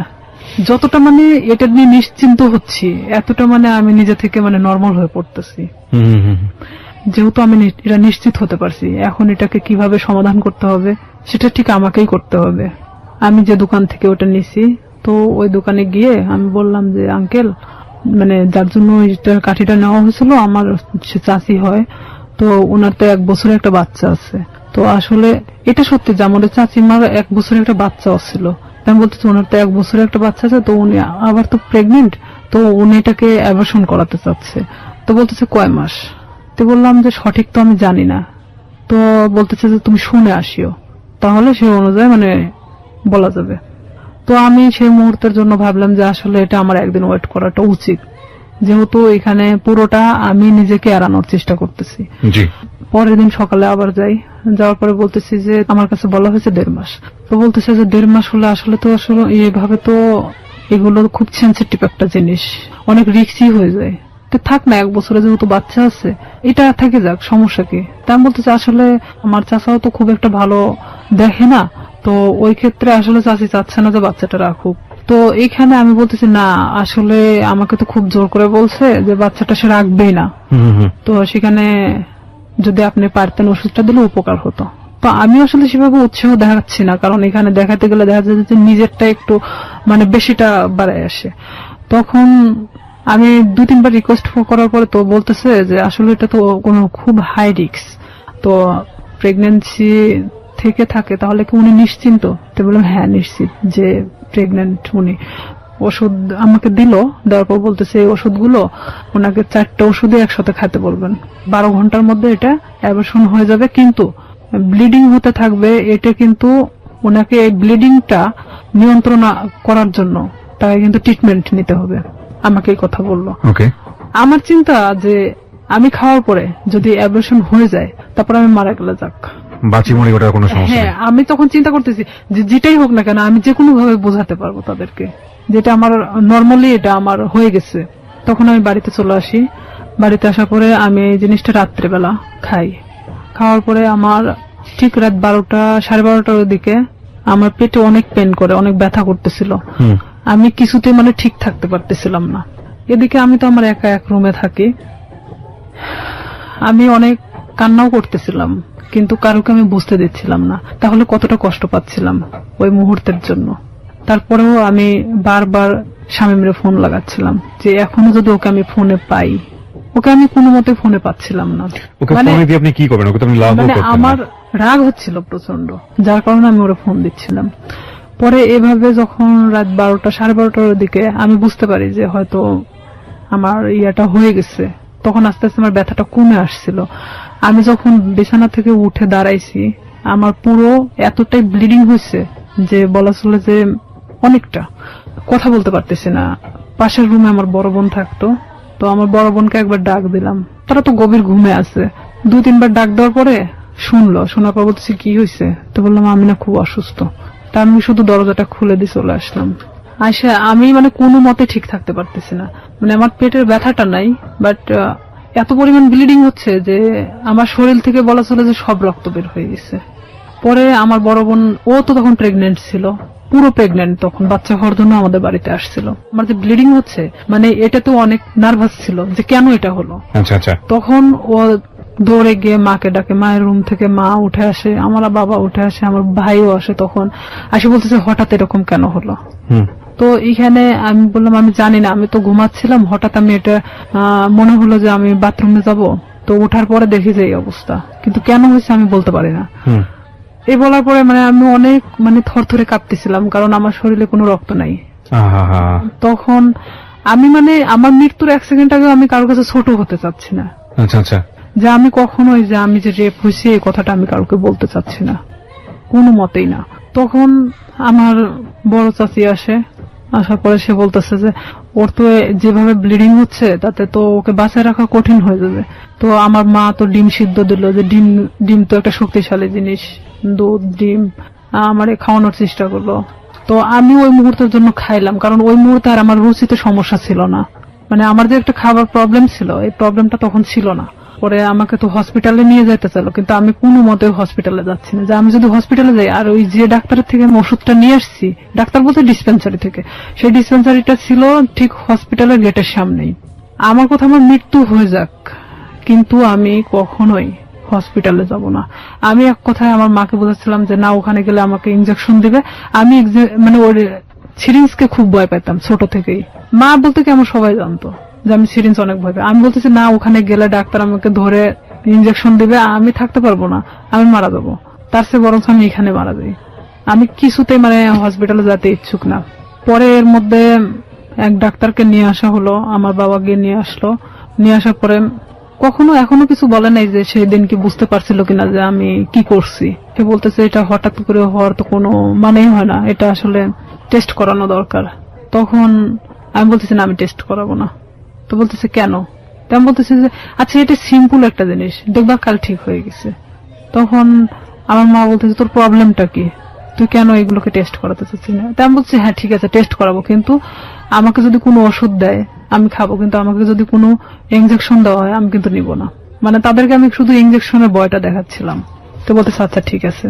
তো এর মধ্যে ওই ডাক্তার যে ব্লিডিং কমানোর জন্য যে ওষুধটা দিয়ে গেছে, এটাতেই আমার অনেকটা কাজ হয়েছে। মানে আমি সকালে ঘুম থেকে উঠে দেখি বলা চলে যে আমার ব্লিডিং নাই, মানে আমার কোনো ব্লাড বের হচ্ছে না।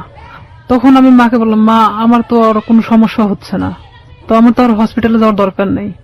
তো মা বলতেছে যে তাহলে তো ভালো হয়ে যাচ্ছিস, তাহলে এই ওষুধই খা। তো আমি ওইভাবেই প্রায় 1 মাসের মতো আমি অনেকটা অসুস্থ ছিলাম, মানে উঠে দাঁড়াতে পারতাম না, বসতে পারতাম না। তারপরেও মানে আমি দেখাচ্ছিলাম যে আমি অনেকটা সুস্থ, কিন্তু আমি শারীরিকভাবে ভিতর থেকে খুবই অসুস্থ ছিলাম। তখন আস্তে আস্তে যখন আমি আগের পর্যায়ে আবার ফেরত আসি, আমি সবকিছু ভুলে যাওয়ার চেষ্টা করি। কিন্তু শামীম আবারও যখন দেখলো যে আমি স্বাভাবিক ভালো মানুষ, নিজের মতো করে চলতে পারতেছি, তখন ও কি করলো, আমাকে আবার ফোন দেওয়া শুরু করলো। আমাকে আবার ফোন দেয়। আমি তখন এক ধরনের অনেক বকাবাজি করি, তুই আমাকে কখনো ফোন দিবি না। তখন আমি ওকে তুই তুকারি করে কথা বলতাম যে তুই আমাকে কখনো ফোন দিবি না, আর যদি ফোন দিস আমি এই বিষয়গুলো কিন্তু সবাইকে বলে দেব। তখন ও বলে কি, তুই কি বলবি, তোর যে ভিডিও আছে আমার কাছে এটা তুই জানিস? আমাকে ঠিক এভাবে বলা হয় যে সেদিনকার ঘটনা যে আমার কাছে ভিডিও আছে আমার ফোনে, তুই কি এটা জানিস? আমি মানে ক্রমশ মানে নিজের সাথে মানে যুদ্ধ করতেছি মনে হচ্ছে আমার মধ্যে একটা গেরিলা যুদ্ধ শুরু হয়েছে। তখন আমি অনেকটা শর্ট হয়ে যাই যে আসলে এটা কি হচ্ছে, আমি কি একটা করে সমস্যা আমি এভাবে সমাধান করবো আর একটা করে সমস্যা আমার সামনে এসে দাঁড়াবে? আমি ওকে বলি যে শামীম, এটার বিনিময়ে তুমি কি চাও? আমাকে ভিডিওটা দিয়ে দিতে হবে। তো বলতেছে তার বিনিময়ে আমি যখন যেভাবে চাইবো তখন তোকে সেইভাবে আসতে হবে। আমি বলি এটা অসম্ভব, কারণ আমি যখন অনেকটা কষ্টের মধ্যে ছিলাম, প্রেগনেন্ট ছিলাম, তখন একটা বারের জন্য আমার পাশে এসে দাঁড়াও নাই। আমি এই জিনিসটাকে কিভাবে সমাধান করছি পুরোটা আমার নিজের মতো করে। সেখানে যদি একবারের জন্য ফ্ল্যাশ হতো তখন কি হতো? আসলে এখানে মূল উদ্দেশ্য আরেকটা ছিল যে ওকে না পছন্দ করার। ওর অনেক মেয়ের সাথে সম্পর্ক ছিল, যেটা আমি জানতাম, আমার ভাই অনেক সময় গল্প করতো, যার কারণে ওকে আমি অ্যাকসেপ্ট করতাম না। তাছাড়া এত কিছুর মাঝখানে আমি ওকে অ্যাকসেপ্ট করাটাই স্বাভাবিক ছিল, কিন্তু আমি ওর ঘটনা জানতাম যে ও এরকমই মানুষের সাথে করে, যার কারণে আমি ওকে পছন্দ করতাম না।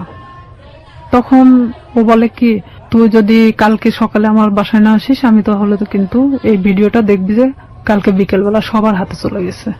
আমি একবার ভাবতেছিলাম যে আমি কি আমার ফ্যামিলিকে কথাটা জানাবো, আবার এটাও ভাবতেছিলাম যে এটা কিভাবে সম্ভব আমি এই কথাগুলো তাদেরকে বলবো।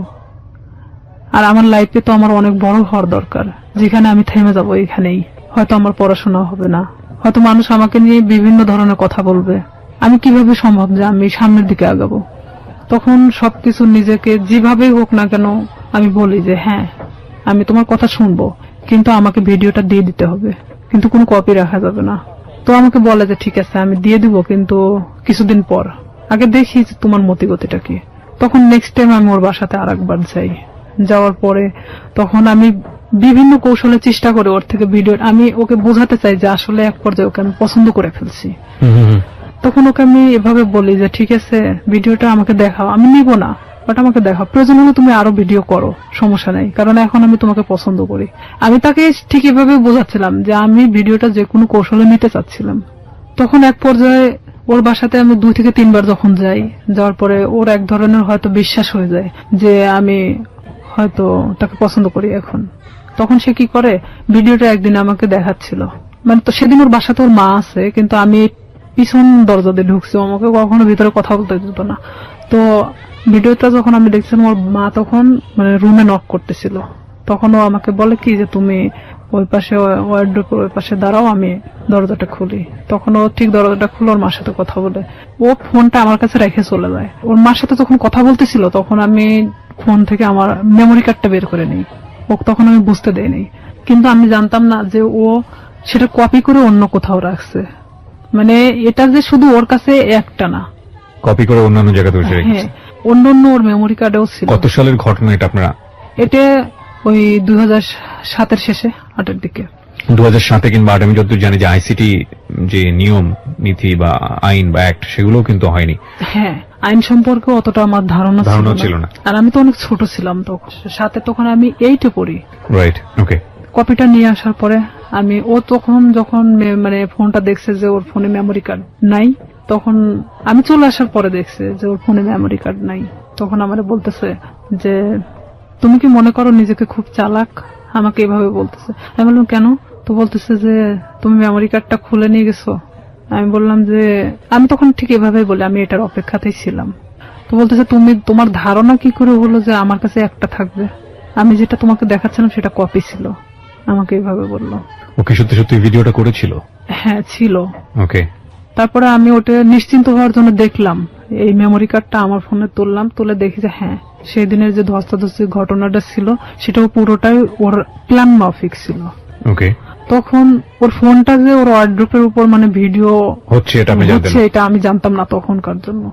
তখন আমি যখন মেমোরি কার্ডটা বাথরুমের মধ্যে ফেলে দেই, ফেলে দেওয়ার পর আমি ভাবি যে এটা নিশ্চিন্তে শেষ। কিন্তু যখন আমাকে ফোন দিয়ে কথাগুলো বলা হয় যে তুই কি জানিস যে এটার আর একটা কপি আছে, তখন আমি না অনেকটা আবার হয়ে যায় যে আমি এখন এর প্রতি আবার কিভাবে বিশ্বাস ধরাবো। আর না হলে তো সে আমাকে এইভাবেই ব্যবহার করতে থাকবে সারাটা জীবন। কারণ তখন আমি বলতাম যে তাহলে তুমি আমাকে বিয়ে করো, যেহেতু তোমার আমাকে দরকার, তাহলে তো আমি তোমাকে ছেড়ে চলে যাচ্ছি না। দেখুন, একটা মানুষ তার সামাজিক সম্মান বাঁচানোর জন্য কত বড়, কত ভয়াবহ রকমের রিস্ক নেয়, অথচ আমরা একটা মানুষের সুযোগ পেলেই তার সামাজিক সম্মানকে জেনে না জেনে কিভাবে ক্ষতিগ্রস্ত করি। আমরা ফিরে আসবো প্রিয় শ্রোতা, মাত্র 4 মিনিটের বিরতি নিচ্ছি। 4 মিনিট পরে এই জীবন গল্পে আবারও ফিরছি, আশা করছি আমাদের সাথেই থাকবেন। ফিরছিলাম, রিয়া আপনি যেটা বলছিলেন যে আপনি জানতে পারলেন যে আরো একটি কপি ওর কাছে আছে। হ্যাঁ, আমি তখন এটাই ভাবতেছিলাম যে তাহলে ওর প্রতি আমি আবার কিভাবে এই জিনিসটা বিয়ে করার প্রস্তাব দিলেন? প্রস্তাব দেই, তখন ও এরকম বলে যে না, আমি পড়াশোনা করতেছি, তো এখন তো বিয়ে করা সম্ভব না, ফ্যামিলি থেকেও তো এখন বিয়ে দিবে না, বিয়ে করার দরকার নেই, তাহলে আমাকে কিসের দরকার, আমরা এভাবে সম্পর্ক চালায় যাই, সময় হলে বিয়ে করে নেব, এই কথা বলে। আমি বলি না, এটাতে আমি থাকতে পারবো না এভাবে, কারণ তুমি যখন চাইবা তখন আমি যাব, আর এভাবে আমারও তো একটা জীবন, আমি না কোনো সময় তো ধরা পড়ে যেতে পারি, আমার পড়াশোনা আছে। তখনও বলতেছে যে তুমি তোমার মতো চলবা, জাস্ট মাঝে মধ্যে আমার সাথে দেখা করবা। আমি তখন রাজি হই না, যে তাহলে আমাকে ছেড়ে দাও এখান থেকে। তো ও বলে কি যে তুই যদি এখান থেকে বের হওয়ার চেষ্টা করিস তাহলে একটাই কথা বলবো, তোর ছোট বোন আছে, তার সাথেও ঠিক একই ঘটনা ঘটবে, আমার যে ছোট। তখনও কি ওই শামীম কি আপনার বড় ভাইয়ের ফ্রেন্ড হিসেবেই আছে? হ্যাঁ, তখনও আছে। তো আমার ফ্যামিলি তো তখনও জানতো না যে তার সাথে আমার সম্পর্ক এরকম চলতেছে। তখন ঠিক 1 বছরের মাথায় এসে আমার ফ্যামিলি জানা যায়। কিভাবে জানলো, মানে আমি যে ফোনে কথা বলতাম, শামীমের নাম্বারটা আমার ফোনে অন্য নামে সেভ করা ছিল, একটা মেয়ে নামে সেভ করা ছিল, মেয়েদের নামে। আমি ফোনটা রেখে গোসল করতে যাই, আমাদের তো বাড়িটা নদীর পাশে, তো নদীতে গোসল করতে যাই, তখন আমার বড় বোন ফোনটা দেখতে দেখতে শামীমের নাম্বারটা, মানে সে দেখে ভাবে যে এই নাম্বারটাও সম্ভবত আমার ভাইয়ের ফোনেও দেখছে। আচ্ছা। তখন আমার বোন এই নাম্বারটা নিয়ে এসে তার সাথে মানে অ্যাড করে। ওকে। আর এই নাম্বারটা এখানে একটা মেয়েদের নামে সেভ করা, তার মানেটা কি? তখন আমার বোনের মানে অলরেডি বাচ্চা হয়ে গেছে, 7 দিন না 8 দিন বয়স। তো সেখানে ও যখন ভাইয়ের সাথে ডিসকাস করে এই বিষয়টা নিয়ে যে নাম্বারটা কার, তখন দেখছে যে এটা শামীমের নাম্বার। তখন আমি যখন বাড়িতে আসি গোসল শেষ করে চেঞ্জ করার পরে আমার ভাই আমাকে ডাকে। সে কিন্তু আমার সাথে কথা বলে না, ডাকতে বলতেছে যে এই নাম্বারটা কার। তখন এক পর্যায়ে আমি মনে চমকে উঠি, প্রশ্ন করতেছে কেন। তখন আমি চুপ মেরে তাকায় আছি। তখন বলতেছে যে নাম্বারটা কার। তো আমি বলতেছি শামীমের। তো বলতেছে যে শামীমের নাম্বার তোর ফোনে কেন? বুঝলাম তোর ফোনে আছে, কিন্তু অন্য একটা নামে কেন? তখন মানে আমি কোনো কথা বলতে পারি না, চুপচাপ দাঁড়ায় আছি। আমার ভাই আমার একটা থাপ্পড় মারে, এমন ভাবে মারে আমার মানে এই গালটা ফাটে রক্ত বেরোয় যায়। বড় ভাই? হ্যাঁ। তখন আমার মা ধরার পরে বলতেছে যে মারামারি বাদ দিয়ে আসলে ঘটনাটা কি হয়েছে সেটা জানে। তখন আমার মা আমাকে জিজ্ঞেস করলো যে তার সাথে তোর কিসের সম্পর্ক। তো আমি তাদেরকে বললাম যে সে আমাকে পছন্দ করে, আমিও তাকে পছন্দ করি। ঠিক ব্যাপারটা নর্মালি বলে দিলাম। আসলে কি পছন্দ করতেন? এক পর্যায়ে এই 1 বছরের মধ্যে তার সাথে আমি এভাবে থাকতে আমি মানে পছন্দ হয়ে গেছে যে আমি তো তাকে, সে আমাকে ছাড়তেছে না আর আমিও তার থেকে বের হতে পারতেছি না। তো আমি জানতাম যে আমার লাইফটা এভাবেই চলবে যতদিন হয়তো এখান থেকে সে আমাকে মুক্তি না দিচ্ছে কিংবা আমাকে বিয়ে না করতেছে। আর আমি তখন থেকে এটাই চিন্তা ভাবনা নিয়ে নিলাম যে যেভাবেই চলুক না কেন, যতদিন নিজের পায়ে মানে নিজে না দাঁড়াতে পারতেছি আমি প্রতিবাদ করব না এটা নিয়ে। তখন আমার ভাই আমাকে অনেক মারার পরে বলতেছে তুই জানিস ওর সম্পর্কে? আমি বললাম যে হ্যাঁ আমি জানি। তো বলতেছে যে কি জানিস তুই? তো বলতেছি যে ও যে অনেক মেয়ের সাথে সম্পর্ক ছিল কিন্তু এখন তো নাই। ও আমাকে সবকিছুই বলছে। তো বলতেছে যে ওর যে এখনো রীতা নামে একটা মেয়ের সাথে সম্পর্ক আছে তুই জানিস? তা আমি বললাম যে হ্যাঁ আমি জানি, আমি কিন্তু কিছুই জানি না। তারপর আমি স্বীকার করতেছি যে হ্যাঁ জানি। তো বলতেছে যে তোকে কি বলছে? তা আমি বললাম যে হ্যাঁ তার সাথে নাকি সম্পর্ক ছিল এখন নাই। তো বলতেছে ও যে গত পরশুদিনও আমার সাথে গিয়ে দেখা করে আসলো রীতার সাথে, তোকে এই কথাটা বলছে? আমার ভাই কিন্তু নর্মালি আমাকে এভাবে জিজ্ঞেস করতেছে। তাই আমি বলতেছি হ্যাঁ আমাকে বলছে। তো আমি আসলে তাদের মধ্যে তাল পাকায় দিচ্ছিলাম এরকম যে শামীম যদি আমাকে বলে থাকে তাহলে রীতার সাথে কেন সম্পর্ক? তাহলে শামীম আমার সাথে তাহলে এ ধরনের কি ধরনের খেলা খেলতেছে? তখন আমার ভাই বলে যে তুই আরো একটা বিষয় শুনে রাখ, শামীমের সাথে তুই সম্পর্ক রাখিস না। যতই আমি তোকে মারধর করে যাই করি না কেন, তারপরও তুই আমার বোন। ও আমাকে মারার জন্য তোকে বেছে নিছে। আমি বললাম কেন? তো বলতেছে যে একটা বিষয় নিয়ে ওর সাথে আমার গন্ডগোল হয়েছে, যার কারণে ও আমাকে এমন ভাবে মারতে চাচ্ছে যেটা মৃত মানুষের চেয়েও অন্যরকম একটা ইয়া। তো এখন আমি বলতেছি যে হ্যাঁ সেটা বিষয় আমি জানি, মানে এক কথায় আমি সবকিছু স্বীকার করতেছি যে আমি জানি। তখন এক পর্যায়ে আমি শুয়ে এটা ভাবতে থাকি যে আসলে আমার ভাইয়ের সাথে কি ঘটছে তারা। তখন আমি শামীমরে ফোন লাগাই বলি শামীম ভাইয়ের সাথে তোমার প্রবলেমটা কি? তো বলতেছে কি না তো কোনো প্রবলেম নাই। তাই আমি বললাম যে ভাই তো তোমার আমার বিষয় জানে গেছে, তো এইখানে এখন আমার মনে হয় যে বলে দেওয়াটা উচিত সবকিছু। তো বলতেছে যে না বলো না, এখানে সমস্যাটা হলো কি আমি তো পড়াশোনা করি, এখন যদি আমি তোমাকে বিয়ে করি, ও তখন এখন এক ধরনের নর্মালি মানে কথা বলতেছে, তোমাকে যদি আমি এখন বিয়ে করি তাহলে আমাকে কিন্তু গার্মেন্টসে থাকা ছাড়া উপায় হবে না, কারণ আমার ফ্যামিলি তোমাকে কখনোই মানে নেবে না। তারা চায় যে তার ছেলেকে বিয়ে দিবে একটা চাকরিজীবী মেয়ের সাথে। আমার রাগ ওঠে একটু যে তুই জানিস যে তোর ফ্যামিলি তোকে আমার সাথে বিয়ে দিবে না, এটা আমিও জানতাম, তাহলে আমার সাথে এটা করার দরকার ছিল কি? এক পর্যায়ে তার সাথে আমার অনেক রাগারাগি হয়। এটা 2008 সালের ঘটনা। তারপরে শামীম এক পর্যায়ে আমার সাথে একটা ব্রেকআপ সৃষ্টি করে। সে চাচ্ছিল যে আমি তার থেকে দূরে সরে যাই, আর আমিও তখন এক পর্যায়ে চাচ্ছিলাম যে আমি যে কোনো মূল্যে ওকে চাই। সে আমার জীবনটাকে নিয়ে এভাবে খেলতে পারে না, কারণ আমার ফ্যামিলি তখন জেনে গেছে যে তার সাথে আমার সম্পর্ক চলতেছে। তখন এক পর্যায়ে আমি আমার ফ্যামিলির সাথেও যুদ্ধ করি, আর এদিকে ও আমাকে কিন্তু যতটাই ভালোবাসুক না কেন আমার ফ্যামিলি থেকেও দূরে সরায় দিছে। দেখা যাচ্ছে আমার ফ্যামিলির বিষয়ে অনেক কথা বলে যে তোমার ভাই আমার থেকে দূরে সরানোর জন্য তোমাকে এই ধরনের হয়তো খারাপ কথা বলে আমার সম্পর্কে। তো আমি দেখতাম যে অবশ্যই আমার ভালোবাসার সম্পর্ক ফাটল ধরানোর জন্য তারা হয়তো এই ধরনের তার খারাপ বিষয়গুলো তুলে ধরে। তো এক পর্যায়ে আমার ফ্যামিলির সাথে কথা বলা বন্ধ করে দেই আমি। 2011 সালে ওর সাথে আমার ফুললি ব্রেকআপ হয়ে যায়, মানে ওর সাথে আমার কোনো প্রকার যোগাযোগ নেই।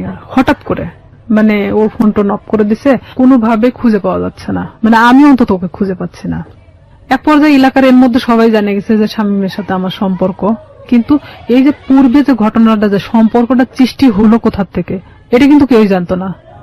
ব্রেকআপের পরে আমি দিশেহারা হয়ে যাই যে আমি এখন কি করব। তখন এর মধ্যে 2010 সালে তো আমি এসএসসি পাস করছি। অলওয়েজ সময় নিয়োগপত্র দেখে থাকি যে কখন কোথায় নিয়োগ দিচ্ছে। হুম, হুম, হুম। এক পর্যায়ে দেখি যে হ্যাঁ পুলিশে নিয়োগ দিচ্ছে, কিন্তু আমার বয়স হয়নি, 18 বছর পূর্ণ হয়নি। দিশেহারার মতো আমি একজন ঘুরি, এবং ঘুরতে ঘুরতে এক পর্যায়ে আমি ভাবি যে না, আমার একমাত্র এখন বাঁচার উপায় আমার নিজেকে চালানোর মতো একটা লাইফ তৈরি করতে হবে। জি। 2012 সালের সেপ্টেম্বরের দিকে একটা নিয়োগ হয় পুলিশ ডিপার্টমেন্টে। এর মধ্যে কিন্তু শামীমের সাথে আমার কোনো প্রকার যোগাযোগ নেই, কোনো প্রকার সম্পর্ক নাই আর। ওকে, কিন্তু মনের মধ্যে ভয়টা কাজ করে, না জানি কখন ভিডিওটা পাবলিশ করে দেয়, তাই কি? নাকি ও ভিডিওটা? হ্যাঁ, ভিডিওটার বিষয়টাও ছিল। আর একটা কথা যে এক পর্যায়ে আমি ওকে ভালোবেসে ফেলছিলাম। হুম, হুম। আর একটা বিষয় যে আমার এটা চিন্তা ছিল যে তুই যদি ভিডিওটা ফ্ল্যাশ করিস, অন্তত আমি তোর গলায় ঝুলে যাব। আমি জানতাম যে তারপরে পাবলিসিটিতে এটা দেখাবে না।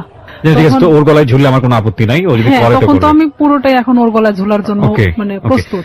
এই জন্যই বলি জীবন নাটকের চেয়েও নাটকীয়। আমরা যে সরল রৈখিক চিন্তাটা করছিলাম, চিন্তা করে দেখুন এই যে ভিডিওটা নিয়ে স্বাভাবিকভাবে আমাদের যে চিন্তাটা এবং এই চিন্তার সাথে ওর চিন্তারও একটা মিল আমরা পাচ্ছিলাম, কিন্তু কিভাবে এটা টুইস্ট করলো। হিন্দি সিরিয়াল আসলে দেখার দরকার নাই। আমার মনে হয় যে নিজের এক একটা এরকম জীবন গল্প যদি জানা যায়, এটা সিরিয়ালের চেয়ে অনেক ভয়াবহ কিছু। ওকে, এটা ভাবতেছি যে ওর গলায় ঝুলে দেবো, তখন ও চাচ্ছে কি যে ভিডিওটা আমি কখনো ফ্ল্যাশ করবো না। ও নিজে নিজেই মানে ভিডিওটাকে শেষ করে দিছে, এমনকি আমার নাম্বার টাম্বার সবকিছু ওর থেকে শেষ করে দিছে। এক পর্যায়ে ওর নাম্বার টাম্বার যখন সব চেঞ্জ করে নিছে, তখন তো ওর সাথে কোনো যোগাযোগের কোনো ইয়ে নাই আমার। আমি তখন দিশেহারা একটা ইয়ে যে আমাকে এখন আমার লাইফের দিকে আগাতে হবে, যেভাবে হোক আমি একটা সরকারি চাকরি করব। 2012 সালে যখন এই সেপ্টেম্বরের দিকে এই নিয়োগটা হয়, আমার ভাই চাচ্ছিল না যে আমি পুলিশ ডিপার্টমেন্টে আসি, কারণ ও অনেক আগেই কিন্তু ডিপার্টমেন্টে যোগদান করছে। আমার ভাই না চাওয়ার কারণ একটাই, সে চাচ্ছিল যে আমি যদি পুলিশে ঢুকি নিশ্চিত আমি শামীমকে বিয়ে করব। আর আমার ভাই কোনো মতেই শামীমকে মানে নিতে পারতেছিল না। তাতে আমাকে ত্যায্য করতে তারা রাজি আছে, কিন্তু শামীমকে কোনো মতে তারা মানতেছে না, কারণ ও এর আগেও আমার ভাইয়ের জানা মতো অনেক মেয়ের সাথে এই ধরনের ঘটনা ঘটাইছে। কিন্তু আমার সাথে কি ঘটনাটা ঘটছে এটা তো আমার ফ্যামিলির এমনকি কেউই জানতো না। তখন আমার বাবাকে বললাম যে অমুক দিন তো নিয়োগ, তা আমি তো দাঁড়াতে চাচ্ছি। তো আমার বাবা বলতেছে যে আমার ভাইয়ের নাম তো বলতেছে পছন্দ করে না, আর এটা যদি আমি দাঁড়াতে সম্মতি দেই তাহলে দেখা যাবে যে এটা নিয়ে অনেক বাড়িতে এক ধরনের মারামারি শুরু হয়ে যাবে। তাই আমি বললাম যে যা হয় হবে, আপনি যদি আমাকে টাকা দেন দিবেন, না দিলে আমি এমনিতেই যাব, কারণ আমার তো কোনো লোক ধরা নাই, আমি শুধু যাবো এই টাকাটাই চাচ্ছিলাম। তখন আমার বাবা আমাকে 2000 টাকা দেয়, আমি ওই টাকা নিয়ে পাবনা চলে যাই দাঁড়াতে। এক ইয়েতে আমাকে সিলেক্ট করে, কারণ আমি 5 ফিট 9 ইঞ্চি আর আমি একটা স্ট্রং বডির মানুষ। তো দেখার পরে আমাকে সবার পিছন থেকে নিয়ে যাওয়া হয়, ওখানে মাপে ওয়েটে সবকিছু দেখে আমি ঠিক হই। মেডিকেলেও দেখা যাচ্ছে আমার কোনো প্রকার সমস্যা নাই। যাই হোক, চাকরিটা হয় আপনার শেষ পর্যন্ত? হয়। তারপরে আমার চাকরিটা হয়, ওখান থেকে আমি বাড়িতে আসি। বাড়িতে আসার ঠিক আধা ঘন্টা 1 ঘন্টা পরে আমার ফোনে ফোন আসে একটা আনোয়ার নাম্বার থেকে। ফোন আসার পরে ওটাই ছিল শামীমের নাম্বার। তখন শামীম আমাকে বলতেছে যে শুনলাম তোমার নাকি চাকরি হয়েছে। তো আমি বললাম হ্যাঁ। তো আমি বললাম যে এতদিন পর আমাকে আবার খোঁজ নেওয়া। তো বলতেছে আসলে আমি অনেক সমস্যার মধ্যে ছিলাম, আমার প্রত্যেকটা ফোন আমার ফ্যামিলি কেড়ে নিছিল। মানে এটা কিন্তু পুরোটাই মিথ্যা কথা। আমি জানতাম, জানা সত্ত্বেও মানে আমি ওর সাথে আবারও কথা বলতে থাকি। ভালো লাগে আপনার? হ্যাঁ, যেহেতু আমি ওকে মনে প্রাণে চাচ্ছিলাম, আমি আবার ওর সাথে কথা বলতে থাকি। আমি এর মধ্যে ট্রেনিং এ চলে যাই, ট্রেনিং শেষ করি, ডিস্ট্রিক্টে যখন জয়েন্ট করি। এর মধ্যে ব্যারাক সিস্টেম, ব্যারাকে কিন্তু আমরা একটা ব্যারাকে অনেক মানুষ থাকি, সেখানে আপনি ফোন এখানে রেখে যেতে পারেন, বাথরুমে যাচ্ছেন, কোন একটা কাজে বাহিরে যাচ্ছেন, ফোনটা রেখে গেছেন। তো এখানে আমার পাশের বেডের একটা মেয়ে এই শামীমের নাম্বারটা নিছে, আমি জানতাম না। এখন কন্টিনিউ তার সাথে সে কথা বলে, আমি কোথায় যাচ্ছি, কি করতেছি সব আপডেট দেয়। হ্যাঁ, সে জানতো। আমি খালি ভাবতাম যে এটা অলৌকিক ঘটনা, যে আমি কই গেছি, কোন ড্রেস পরে গেছি, সে কিভাবে জানে। ওকে। তার সাথে কিন্তু আবার তাদের মধ্যে একটা ভালোবাসার সম্পর্ক সৃষ্টি হয়ে গেছে সেই মেয়েটার সাথে। ওকে। পরে আমি তো ওকে বারবার বলি যে দেখো আমি তো চাকরি করি, এখন আমাকে বিয়ে করো। এখন সে কিছুতেই তখন বিয়ে করতে রাজি না। এটা 2013 ঘটনা। 13 শেষের দিকে আমি ছুটি আসি বাড়িতে, আমি ওকে ফোন দিয়ে বলি, আমি এর মধ্যে কিন্তু অনেক গন্ডগোল হচ্ছে ওর সাথে, মানে আমি বিয়ের কথা বলি, সে কিছুতেই বিয়ে করতে চায় না। এদিকে আমার ফ্যামিলি তো মানে শামীমকে নিয়ে তো খুব একটা ডিস্টার্ব ফিল করতেছে। তো আমি এদিকে ওকে বারবার চাপ দেওয়া সত্ত্বেও আমাকে কিছুতেই মানে বিয়ে করতে চাচ্ছে না, তো চাচ্ছে না। তখন আমি বলি ঠিক আছে আমি বাড়িতে আসতেছি, যা করার করব। এই কথা বলে আমি বাড়ি চলে আসি। ফোন দিলাম, ফোন দিয়ে বলতেছি যে আমি তোর সাথে দেখা করতে চাই। ও আমাকে বলে যে আমি দেখা করতে পারবো না, তাই আমি ডিরেক্টলি ওর বাড়িতে চলে গেছি এই ফোনে কথা বলতে বলতেই। কারণ তখন আমি যখন পুলিশ ডিপার্টমেন্টে আসি তখন আমার সাহসটা ছিল অন্যরকম, কনফিডেন্স বেড়ে গিয়েছে অনেক। হ্যাঁ, আর আমি তখন চাকরিজীবী একটা মেয়ে। যাওয়ার পরে ও দেখি যে চেয়ারের পর বসে আছে, ওর মা পাশে বসে। ও আমাকে দেখে করলো কি, এক দৌড় রুমের মধ্যে চলে গেল, যাওয়ার রুমটা আটকায় দিল। দেওয়ার পরে ওর মা বলতেছে কি হয়েছে, ওর মারা সবাই তো জানতো আমার সাথে সম্পর্ক আছে, বলতেছে কি হয়েছে, তোমার প্রবলেম কি। আমাকে কিছুতেই ওই ঘরের দিকে আগেতে দিচ্ছে না। আমি বললাম যে আপনার ছেলেকে জিজ্ঞেস করেন, সে আমার সাথে কেন এরকম করতেছে। আপনারা জানেন, আমার ফ্যামিলি জানে, সবাই জানে যে তার সাথে আমার সম্পর্ক, তাহলে কেন আজকে ও অস্বীকার করতেছে। তো বলতেছে এটা তোমার ব্যাপার, কিন্তু আমার বাড়িতে কোনো সিক্রেট চলবে না। এটাও ঠিক, তাদের তো কোনো বিষয় না, তারাও তো আমার সাথে বিয়ে দিতে চায় না। তখন আমি নিরুপায় হয়ে ওখান থেকে বের হয়ে চলে আসি। আসার পর বাড়িতে আসার পরে আমি অনেক অসুস্থ হয়ে যাই। এক পর্যায়ে আমাকে হসপিটালে নিয়ে যায়, স্যালাইন চলতেছে। এর মধ্যে আমি যে ডিস্ট্রিক্টে চাকরি করতাম ওখান থেকে একটা মেয়ের ফোন আসে, আমার পাশের বেডে একটা মেয়ের ফোন আসে, বলতেছে যে শামীম কোথায়। তাই আমি বলছি শামীম কোথায় মানে? তো বলতেছে যে হ্যাঁ, জিজ্ঞেস করলাম। তাই তো বললাম যে জানি না ও কই আছে। তো বলতেছে যে ও কিন্তু এখানে আসছে অমুকের সাথে দেখা করতে। তাই আমি বললাম আপনি কই থেকে জানলেন? তো বলতেছে আমি ওর সাথেই ছিলাম, আমাকে নিয়ে গেছিল, কিন্তু ও জানে না যে আসলে আমি তাকে চিনি। কারণ চিনার কারণ হলো তার ছবি আমি তাকে দেখাইছিলাম। তা আমি তখন ওরে ফোন দিলাম, কিছুতেই ফোন ধরে না। পরের দিন ও আমার ফোনটা ও নিজে থেকে ব্যাক করছে। ব্যাক করার পর আমি বলতেছি তুই ওখানে গেছিস কেন? তো বলতেছে যে আমি আসছিলাম এমনিতেই একটা কাজে, তাই ভাবলাম যে ওই আপুরে কিছু বলে যাই তোর সম্পর্কে, তুই আমার সাথে এরকম করতেছিস। পরে এখানে ঘটনাটা হলো, সেই মেয়েকে একটা শপিং ব্যাগ দেওয়া হয়েছিল, ব্যাগের মধ্যে অনেক কিছুই ছিল। সেটা কিন্তু তারা আবার যে রুমে দেখাইছে, কিন্তু তারা মানে যে দেখাচ্ছে সে কিন্তু জানতো না যে তার পাশের বেডের আর একজন তাকে চেনে। তো আমি যাওয়ার পরে এটা নিয়ে তাকে আমি ফোর্স করলাম যে কেন আপনি তার থেকে জিনিস নিলেন, এটা সেটা বলার পরে তার সাথে এক পর্যায়ে ঝগড়া হয়ে যায়, ভাঙনটা এভাবেই শুরু হয়ে যায়। তার থেকে মানে আমার একটা ঘৃণা জন্মে যায় যে আমি স্ট্যান্ড থাকা শর্তেও সে অন্যজনের সাথে সম্পর্ক করে। তাহলে আমার ভাইয়ের কথাটাই সত্যি ছিল। তখন আমি একটা বাস্তবের সম্মুখীন চলে আসি। আমি তখন আস্তে আস্তে তাকে ভুলতে থাকি। এর মধ্যে যে যতটা ঘটনাই গেছে না কেন, পুরোটাই খালি ব্রেকআপের দিকে গেছে, মানে গন্ডগোল, সম্পর্কটা ভেঙে দেওয়া এক ধরনের। এর মধ্যে ওই জেলারই এক থানাতে আমার পোস্টিং হয়। ও ক্রমশ আমাকে এভাবে জিজ্ঞাসা করে তোর কার সাথে আজকে ডিউটি। আমি বলি যে অমুক স্যারের সাথে ডিউটি। ওখানে আমাদের তো শিডিউল বাই ডিউটি হয়, দেখা যাচ্ছে যে আপনার সাথে আমার বারবার ডিউটি হচ্ছে, এটা তো আমার দোষ না। ওটা কি তোর অমুক লাগে সেটা লাগে, মানে খারাপ ধরনের আমাকে কথা বলা হয়। আমি বলি দেখো উনি আমার অফিসার আর তার সাথে আমার ডিউটি হয়, এমন কিছু না। সম্পর্কটা তো আপনার ব্রেকআপের দিকে যাচ্ছে, মানে সম্পর্কটা তখনো ব্রেকআপ হয়নি।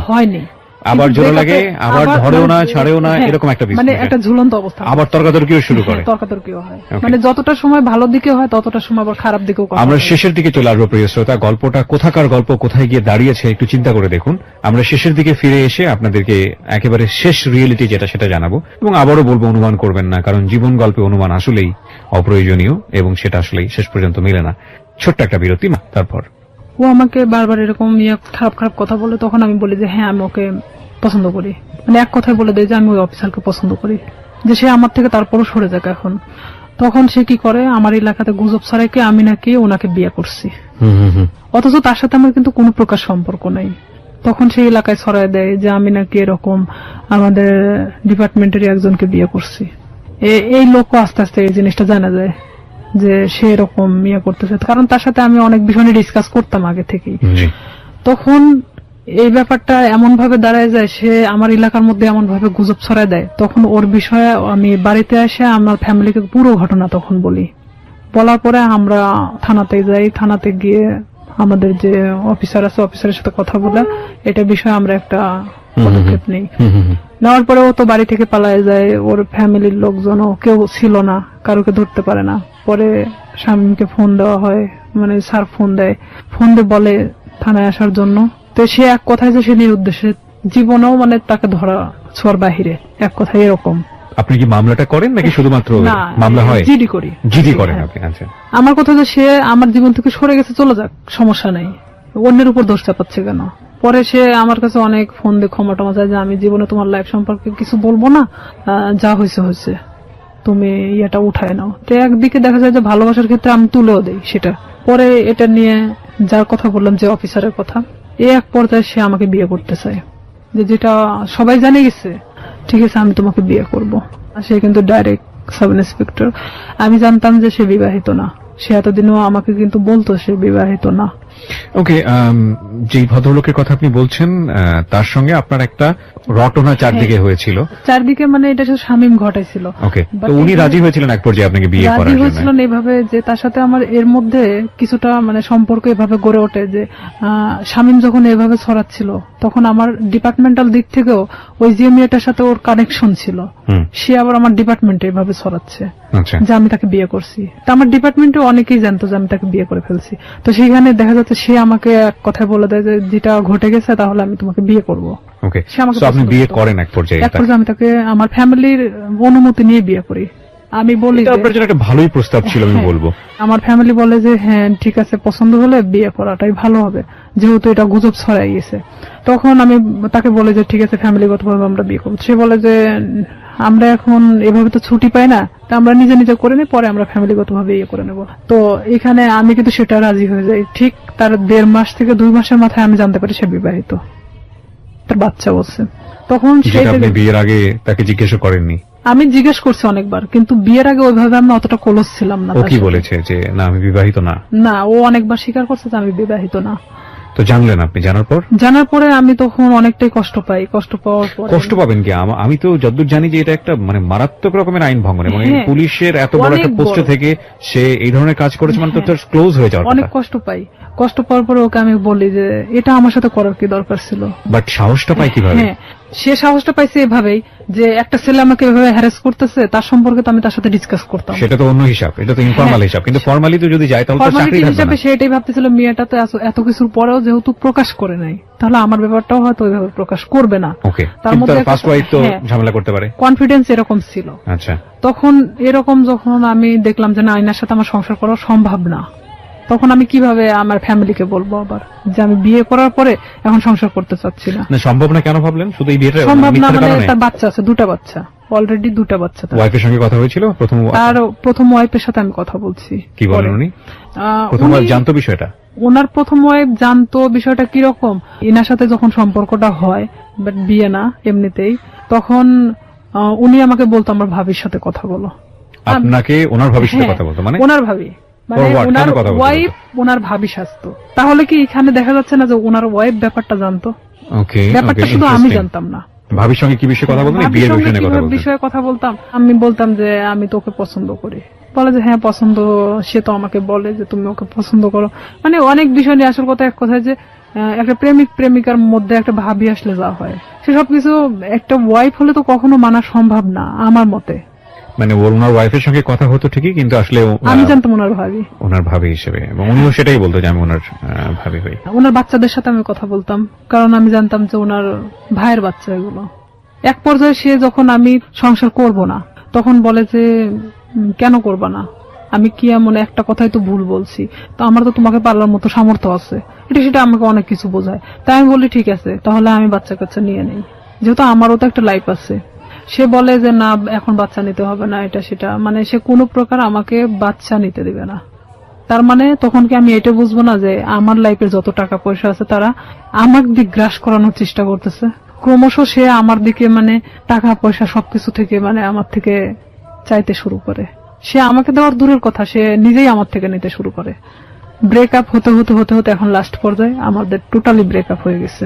ওকে, এই পর্যায়ে সেই ব্রেকআপের পরে স্বামী এসে করতেছে কি, আমার বিভিন্ন ফেসবুক আইডি খুলতেছে, বিভিন্ন ছবি আপডেট করতেছে, মানে যেখানে আমি কখনো ফেসবুক চালাই না সেখানে দেখা যাচ্ছে ফেসবুক চালানো হচ্ছে। মানে আমার নামে অনেক কিছু করা হচ্ছে যে আমি নাকি আবারও বিয়ে করছি, কিন্তু আবারও এলাকার মধ্যে এক ধরনের গুজব ছড়ানো হচ্ছে। অনেক কিছু আমাকে একদিক থেকে শামীম আবারও চাপের মুখে রাখছে। মানে মাঝখানের জীবনটা ছিল একরকম, আর ফার্স্ট লাইফ আর এই লাস্ট লাইফটা আবার আগের মতো। ওকে, তো এখানে আমি শামীমকে অনেক ফোর্স করি যে দেখ, আগে তো আমি অনেক নিরীহ একটা মানুষ ছিলাম, কিন্তু আমি আমার সার্ভিস লাইফ 5 বছর, এখন কিন্তু উঠে দাঁড়ানোর মতো শক্তি আমার আছে। তো আমার সাথে এমন কোনো কিছু করো না যেটাতে তোমারও ক্ষতি হবে বাট সবার ক্ষতি হবে। সো রাইট নাও আপনি যেটা বলছেন যে আপনি যাকে বিয়ে করলেন তার সঙ্গে আপনার ডিভোর্স, হ্যাঁ, এখন ডিভোর্স থেকে আপনি দিয়ে দিয়েছেন। হ্যাঁ, আমি নিজে আপনি কোনো আইনি অ্যাকশনও নেননি? আসলে কি নিব, নিয়ে লাভটা কি? আমি এটা করছিলাম, যে তার নামে আমি জিডি করছিলাম, মামলা করার মানে সিদ্ধান্ত নিয়েছিলাম আমার ফ্যামিলি থেকে। পরে মানে যখন আমার ফ্যামিলি, আমার বড় জ্যাঠা বলে যে যা হবার তা তো হয়ে গেছে, এই জিডি মামলা মোকদ্দমা, তারা আসলে এক ধরনের সরল সোজা মানুষ, তারা চাচ্ছে যে আসলে এগুলো করার কি দরকার, যা হবার তা তো হয়ে গেছে। ওকে, সেখানে তো মামলার দিক থেকে দেখা যাচ্ছে যে সে আমাকে মিথ্যা বলে হয়তো আমাকে বিয়ে করছে, কিন্তু তারপর থেকে তো আমাকে সে মানে ছাড়তে চাচ্ছে না। মানে বিষয়টা জটিল আকার ধারণ করতে সবকিছু মিলে, এই জন্য আপনি আর পরবর্তীতে আবার আগান এখানে নাই। দেখা যাচ্ছে যে আমার লাইফেও অনেক ক্ষতি হয়ে যেত, যে ওনার ওয়াইফ যদি টোটালি না করতে যায়, তার সাথে আমার কোনো যোগাযোগ হয়নি। তাহলে সেক্ষেত্রে তাহলে সেক্ষেত্রে উনি যদি আমাকে বিভাগীয় একটা মামলা দিত, আমি থাকতে আমার হাজবেন্ডকে সে ফুসলিয়ে বিয়ে করছে, তার হাজবেন্ডও হয়তো এই কথা বলে উঠতো যে আমাকে সে ফুসলাইছিল, কারণ সেটার কোনো প্রমাণ নাই, বিপদে পড়তেন। তো সেখানে দেখা যাচ্ছে যে আমার কথাগুলো ভিত্তিহীন ছিল। আমি সবকিছু ভাবে আবারও সেখান থেকে সবকিছু ক্লোজ করে চলে আসছি। এরপরে কি আপনার পিছনে স্বামী আবার দৌড়দৌড়ি শুরু করে? হ্যাঁ, এখন ও আবারও আমার পিছনে। ওকে বিয়ে শাদী করেনি? ও বিয়ে করছে, বিয়ে করার পর বউ ছাড়া দিছে, তারপরে আবার আপনার পিছনে? হ্যাঁ, এখন ও চাচ্ছে যে আমি। এখন কি করছে? ফেসবুকে আপনার নামে স্ক্যান্ডাল তৈরি করার চেষ্টা করছে। ফেসবুকে স্ক্যান্ডাল তৈরি করাটা খুব সহজ এই কারণে যে আমরা যারা সাধারণ মানুষ আছি, যারা এই অনুষ্ঠানটা শুনছেন, বিশেষ করে তাদের মধ্যে অনেকেই আছেন তারা খুব সহজ সরল। তারা একটা স্ক্রিনশট দেখলেই মনে করেন যে না জানি কি আছে এর মধ্যে, এই ঘটনা ছি। যে আমাদের সবারই একটা বড় সমস্যা হচ্ছে, আমরা সবাই ফার্স্ট ইমপ্রেশনে চিন্তা করি। ফার্স্ট ইমোশন, রাস্তায় একটা ঘটনা ঘটছে, কেউ একজন মার খাচ্ছে, আপনার মনে হবে সে চুরি করেছে, সে কারণে সে মার খাচ্ছে, এবং দৌড় দিয়ে গিয়ে আপনি দুটো মেরে চলে আসলেন। এই যে মনে হওয়ার ব্যাপারটা, এটা আমাদের first emotion. First emotion maximum টাইমই রং থাকে। আমরা কখনো বিহাইন্ড দ্য রিজন কখনো চিন্তা করি না, কজ কিংবা প্রুফ বিহাইন্ড দ্য রিজন কখনো চিন্তা করি না। একটু ঠান্ডা মাথায় 2 মিনিট ভেবে যে ওটার প্রতি আমাদের রিয়াকশনটা কি হবে সেটা জানাই না। কোন একটা পোস্ট দেখলাম, ইচ্ছা মতো গালিগালাজ। কিছুদিন আগে, আমি নাম মেনশন করবো না, আমাদের খুব বিখ্যাত প্রিয় একজন ক্রিকেটার তার বোনকে নিয়ে ছবি দিয়েছে ফেসবুকে, সেখানে আস্তাগফিরুল্লাহ, মানে এত বাজে কমেন্টস। এই যে মেন্টালিটি গুলো না, এই মেন্টালিটি গুলোর প্রধানতম কারণ হচ্ছে আমরা ফেসবুকটাকে খুব হালকা ভাবে নেই। আমরা মনে করি যে এখানে একটা কমেন্টস দিলাম, দিলেই কি না দিলেই কি, এমন একটা জগৎ, এটার সাথে বাস্তবের কোনো যোগাযোগ নেই। কিন্তু এটা ভুল, কারণ দিন দিন এটা এত বেশি ক্রাউডি একটা প্লেস হচ্ছে, এখানে আপনি যেটাই করেন না কেন, যাই করেন না কেন, সেটা কিন্তু একটা ছাপ রেখে দেয়। ভুল করলেও সেটা একটা ছাপ রেখে দেয়, এবং একই সাথে ভালো করলেও সেটা একটা সম্মান বয়ে নিয়ে আসে। আমরা কেউই ভুল শুদ্ধের ঊর্ধ্বে না, কিন্তু এই যে স্ক্যান্ডাল তৈরি করা কিংবা একজনের নামে বদনাম রটানো, একজনকে বিপদে ফেলা, এটা করা ওটা করা, এই ব্যাপারগুলো না খুব সহজেই করা যায়। কারণ আমরা যদি বলি, আমাদের বাঙালি সেন্স এই জিনিসগুলো খুব ইন্টারেস্টিং। আমরা দেখবেন যে খাওয়াস পছন্দ করি। সিম্পল একটা উদাহরণ, মাটি খোঁড়া হচ্ছে, সেখানে 10 জন লোক দাঁড়িয়ে থেকে দেখছে, আপনিও দাঁড়িয়ে থেকে দেখছেন, নতুন কিছু নেই, বাট আমরা খুব কৌতূহল প্রবণ একটা জাতি। তো সেই জায়গাতে যখন এই ধরনের ক্যাওয়াস তৈরি হয়, বিভিন্ন মানুষ সেই ক্যাওয়াস তৈরি করার সুযোগ নেন, কারণ ক্যাওয়াস খুব অতি সহজেই তৈরি করা যায়। তো এই ফেসবুকে স্ক্যান্ডাল করাটা খুবই ইজি, এবং স্ক্যান্ডাল করে ফায়দাও খুব সহজভাবে নেওয়া যায় আর কি। তো আমাদের মতো মানুষ, বিশেষ করে আমাদের রিয়াদের মতো মানুষ, তাদের জন্য, তাদের ফিউচারটাকে নষ্ট করার জন্য এই ধরনের স্ক্যান্ডাল এটা খুব কাজে লাগে। কিন্তু একটা কথা হচ্ছে কি ভাই, দিন শেষে গড জাস্টিফিকেশন বলে একটা ব্যাপার আছে, ঈশ্বরের মার। হ্যাঁ, এবং এটা খুব ভয়াবহ। ঠিক আছে, একজন মানুষকে বিপদে ফেলার জন্য আপনি যদি কোনো চেষ্টা করে থাকেন, তাহলে নিশ্চিতভাবে আপনি ধরে নেন আপনিও সেই বিপদে পড়বেন। আপনি মূলত আজকের এই অনুষ্ঠানে এসেছেন আপনার এই কথাগুলো খুলে বলার জন্য। আপনি একজন ভিকটিম, এবং আপনি যাদের হাতে আইন শৃঙ্খলা রক্ষা করার কাজ, তাদের মধ্যে কাজ করেও আপনি একজন ভিকটিম। এবং আপনার পুরো পরিচয়টা আমি এখানে গোপন রেখেছি। আপনার যে নাম আপনি ব্যবহার করেছেন সেটা ছদ্মনাম আমি বললাম, এবং বাকি যাদের সঙ্গে ওনার সম্পর্ক, তাদের কাউকে আমরা এখানে ফ্ল্যাশ করিনি বা এক্সপোজ করিনি। তার প্রধানতম কারণ হচ্ছে আমাদের সামাজিক অবস্থা। প্রচন্ড সম্মান আছে আমাদের যে পুলিশ বাহিনী, তাদের চেষ্টার প্রতি, তাদেরকে আমি রেসপেক্ট করি আমাদের এই অনুষ্ঠান থেকে। সেখান থেকে এসে আপনি সৎ সাহস নিয়ে আজকে এখানে এই বিষয়গুলো বলে গেলেন, এবং আপনি লাস্টে এই কথাটাও বললেন যে শামীমকে বিরত থাকার জন্য, নইলে আপনি বাধ্য হবেন কোন একটা অ্যাকশন নেবার জন্য। অ্যাকশন নিব বলতে নিছি তো, অলরেডি অ্যাকশন নিয়ে নিয়েছে। অলরেডি ও আমাকে এমন ভাবে হ্যারাস করতেছে, দেখা যাচ্ছে 2 টাকার নোটের উপর আমার নাম্বার, বিভিন্ন জায়গা থেকে আমাকে ফোন দিচ্ছে। ফোন দিয়ে বলবে কি, কয় টাকা দরকার, কয় টাকা দিয়ে থাকবেন, মানে এই ধরনের আমাকে কমেন্টস করা হচ্ছে। কি অ্যাকশন নিয়েছেন আপনি?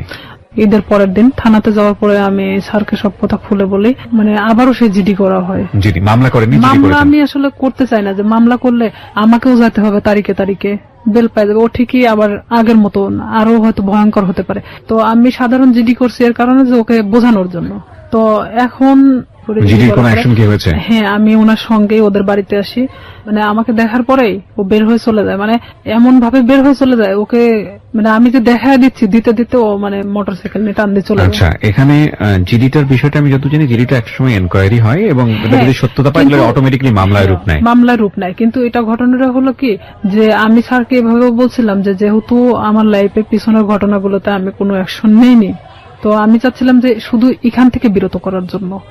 এখানে যেহেতু আমার ফ্যামিলি কিন্তু এখন আমার পাশে নাই, এক পর্যায়ে আমি ডিভোর্সের পরে পুরোটাই আমার ফ্যামিলি থেকে ভিন্ন আছি, তো কেউ যেহেতু আমার পাশে নাই সেখানে তো আর আমার লড়াই করে কোনো লাভ নেই। আমি চাচ্ছি যে সে যেন আমাকে ডিস্টার্বটা না করে, তাহলে তো আমি ফুললি আমার মতো জীবনযাপন করতে পারতেছি না, আমি আমার ফ্যামিলির উপর নির্ভরশীল না আমি অন্য কারোর উপর। সবাইকে একটা বিষয় সতর্ক করছি, যারা আজকের এই অনুষ্ঠানটা শুনছেন, আমি জানি অনেকেই সতর্ক হবেন না, তারপরও দুই একজন তো নিশ্চয়ই হবেন, সেজন্যই বলি কোন ধরনের কোন ডকুমেন্টস বা কাউকে যদি আপনার মনে হয় যে আপনি তাকে হেয় করবেন, যে কোনো ভাবে হোক সামাজিক ভাবে হেয় করবেন, সেই রকম কোন ডকুমেন্টস যদি পাবলিকলি আপনি ওপেন করেন, ফেসবুকে হোক বা অন্য যে কোনো কোথাও হোক, আপনি যদি ওপেন করেন without his or her permission, যাকে আপনি এটা ওপেন করছেন, যাকে আপনি এক্সপোজ করছেন, যাই করেন না কেন, আপনি যদি তার অনুমতি ছাড়া এটা করেন, সেটা কিন্তু আইসিটি অ্যাক্টে আপনার এগেইনস্টে খুব কঠিনতম একটা মামলা হয়ে যাবে।